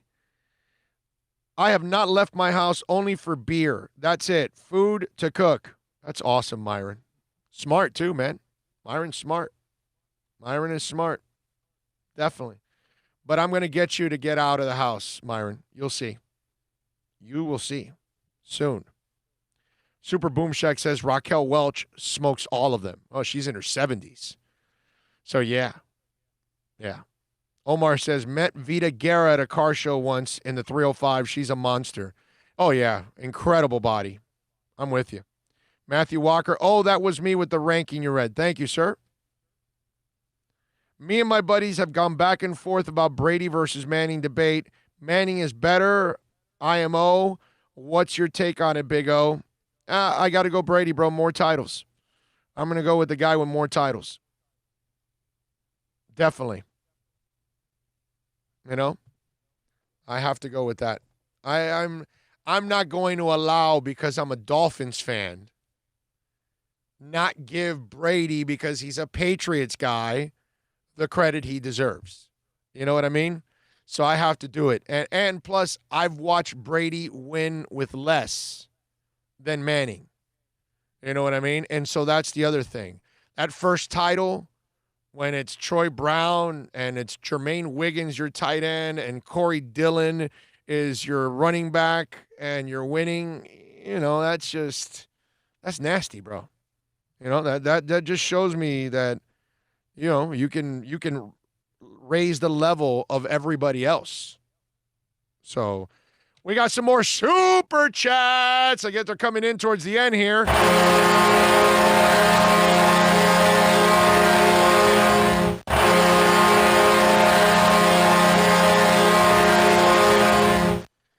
First, Omar Lopez sending in with the fist pump super chat and the sticker. Thank you, Omar. Studley on your part. Ray, always want to thank you because you contributed to the studio also. Not only do you contribute on super chat all the damn time, every day pretty much, thank you, but also our Darth Vader, which we, of course, put here. There you go. So appreciate you. Thank you for contributing as always, and helping us out here on the program. We really, really appreciate that in a big time way. Let's see. We got to wrap it up here on the show today. That's it. We are pretty much done. We are 3 hours in. I know I did 4 yet. Well, we did 4 plus yesterday, like 4:10. But we had so many subjects to talk about. It was able today. I think 3 hours is. Can I just say I am so glad that we got that 55-minute segment in. Yes. To maintain your non-radio standard of we got to have a 45-minute half hour. Well, half hours anyways are still non-radio standard anyway. I mean, they only do 8 to 10 minutes and then take a break. Why stop at 30, man? Push it to 45. I love it. It's a must now. Every show you must do one segment, at least touch the 45-minute mark. Yeah, we'll try at least. That's your standard, brother. We'll try. GP Trap Hewitt, by the way, says Raquel will be 80 in September. Always been a favorite. GP, Raquel Welch she's J-Lo, and she's Hallie, and she's Salma. The good Lord, once in a while, just comes up with this creation that's perfect, right? And when I tell you Salma Hayek, that's perfect. When I tell you, Halle Berry, that's perfect. And Raquel Welch is perfect. There are certain women that they're just perfect. And you got to give it to him. And the dude up there was just, he was doing his best work at that time. And you just got to give him all that props. So I again, Raquel Welch in her prime, along with these other three. What am I going to argue, man? Oh, I got Raquel one, and I got Holly two. Oh, I got Holly one. I got Raquel two. You know what I mean? It's like I got Selma 1, Raquel 2, Holly 3, J-Lo 4. Whatever, bro. Give me a break. You got that. You got it going on, man. And I got to tell you, wait a minute.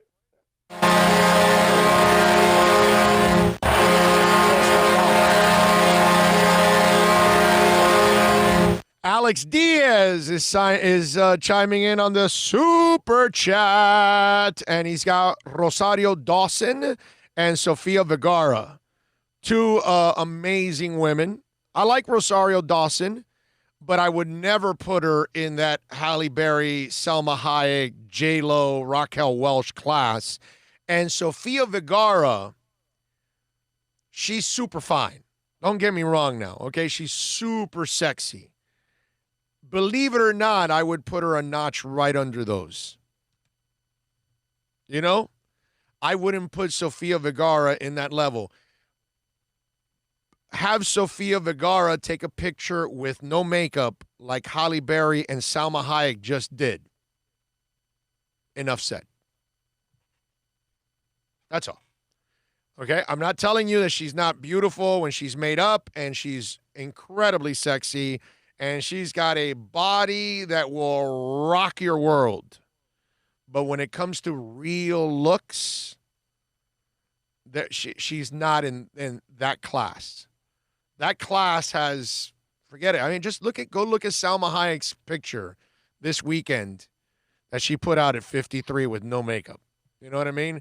Go look at Halle Berry, the video she took the other day with Dana White while they were talking about the prize giveaway and all that, that you get to sit next to Halle Berry. She's sitting there with her hair wild, no makeup, and she looks dazzling, bro. Like, so perfect. It's not even funny. So, Alex Diaz, thank you, my brother, for the super chat. Both very sexy women, but I can't put them in that perfection class. And that's where I would put Raquel and Holly and J-Lo and Salma. Those are perfection women, man. Just the good Lord just made them and broke the mold and said it's over. Myron says Vita Guerra is perfect. I don't looks wise, she's not in their level. She's a cute girl, but she also has her share of makeup. Her body, neck down, forget it. Vita Guerra's body matches with anybody's body on the planet. I'm with you, Myron.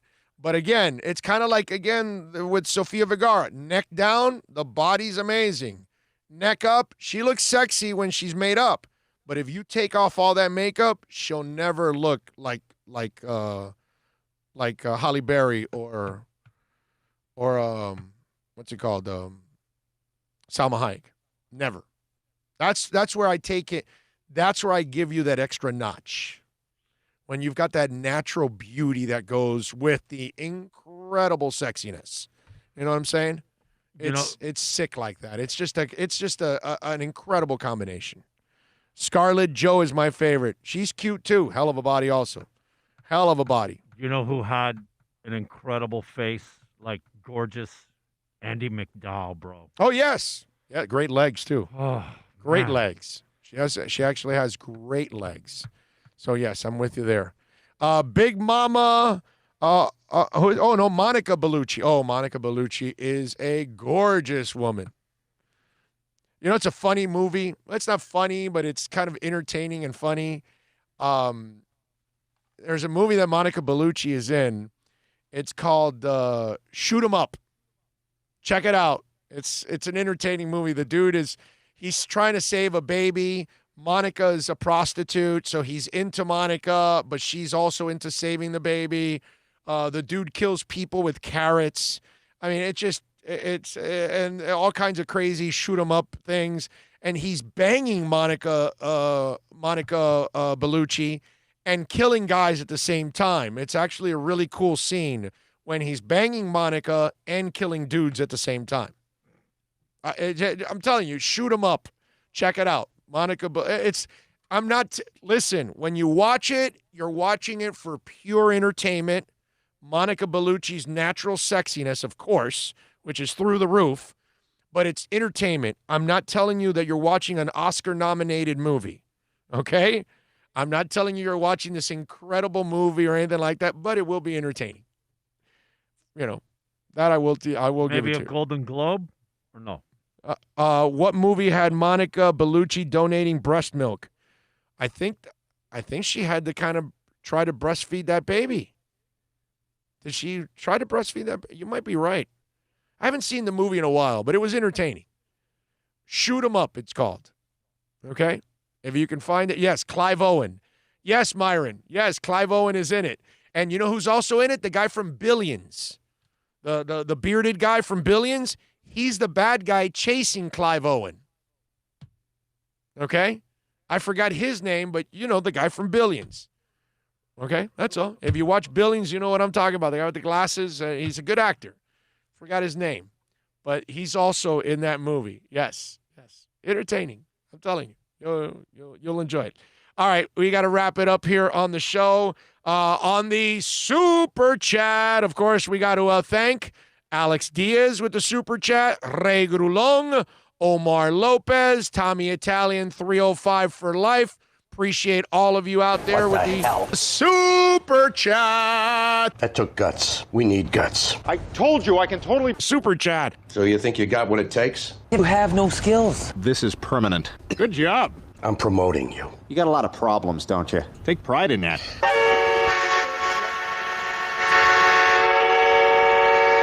Mike Dominguez, you're right. Paul Giamatti. That's the guy. I know the name once you mention it. That's the guy. Yeah, there's actually a couple of actors. One guy says... Paul Giamatti, pig vomit. Yes. Pig vomit. Yes. Mike Dominguez says, yeah, that's a great movie. See, he enjoyed it. I enjoyed the movie. Again, I'm not telling you you're watching the greatest movie since sliced. All I'm telling you is you will enjoy it. Okay? And if you don't enjoy Monica sexy-ass Bellucci, I can't help you either, okay? Because that alone is worth watching it. But it's actually an entertaining and a fun movie to watch. There's a bunch of guys that just went to like sites and are looking for the sex scenes with her. Oh, yeah. Oh, for sure. And I don't blame you guys because Monica is for any of you out there, since you mentioned Monica Bellucci, you should follow her on Instagram. She is a awesome follow on Instagram because she's constantly posting pictures of her currently and throughout her history. So she'll post some amazing pictures, and, you know, she's gorgeous, man. She's a beautiful woman. So, yeah, check it out. All right? There you go. All right, we are out of here. We'll see you tomorrow. Same time, same place, same bat channel. We thank Bill and Philippe, as always. We thank all of you for downloading the show, watching, viewing, super chatting, however it is you support us, all of our sponsors. Don't forget tomorrow. Yes, tomorrow. Modified hours. Yes, tomorrow we're at VSS West Pines, 12397 Pembroke Road, and we start at noon tomorrow. Remember, noon tomorrow, noon to 3, so we're on an hour later. And we're off an hour later, too. Come out to that awesome place. Yes, please. Come on out and meet us, man. We would love to meet you guys out there. Y'all be good. Much love. We'll see you tomorrow. Yes. Be safe, please. Jess.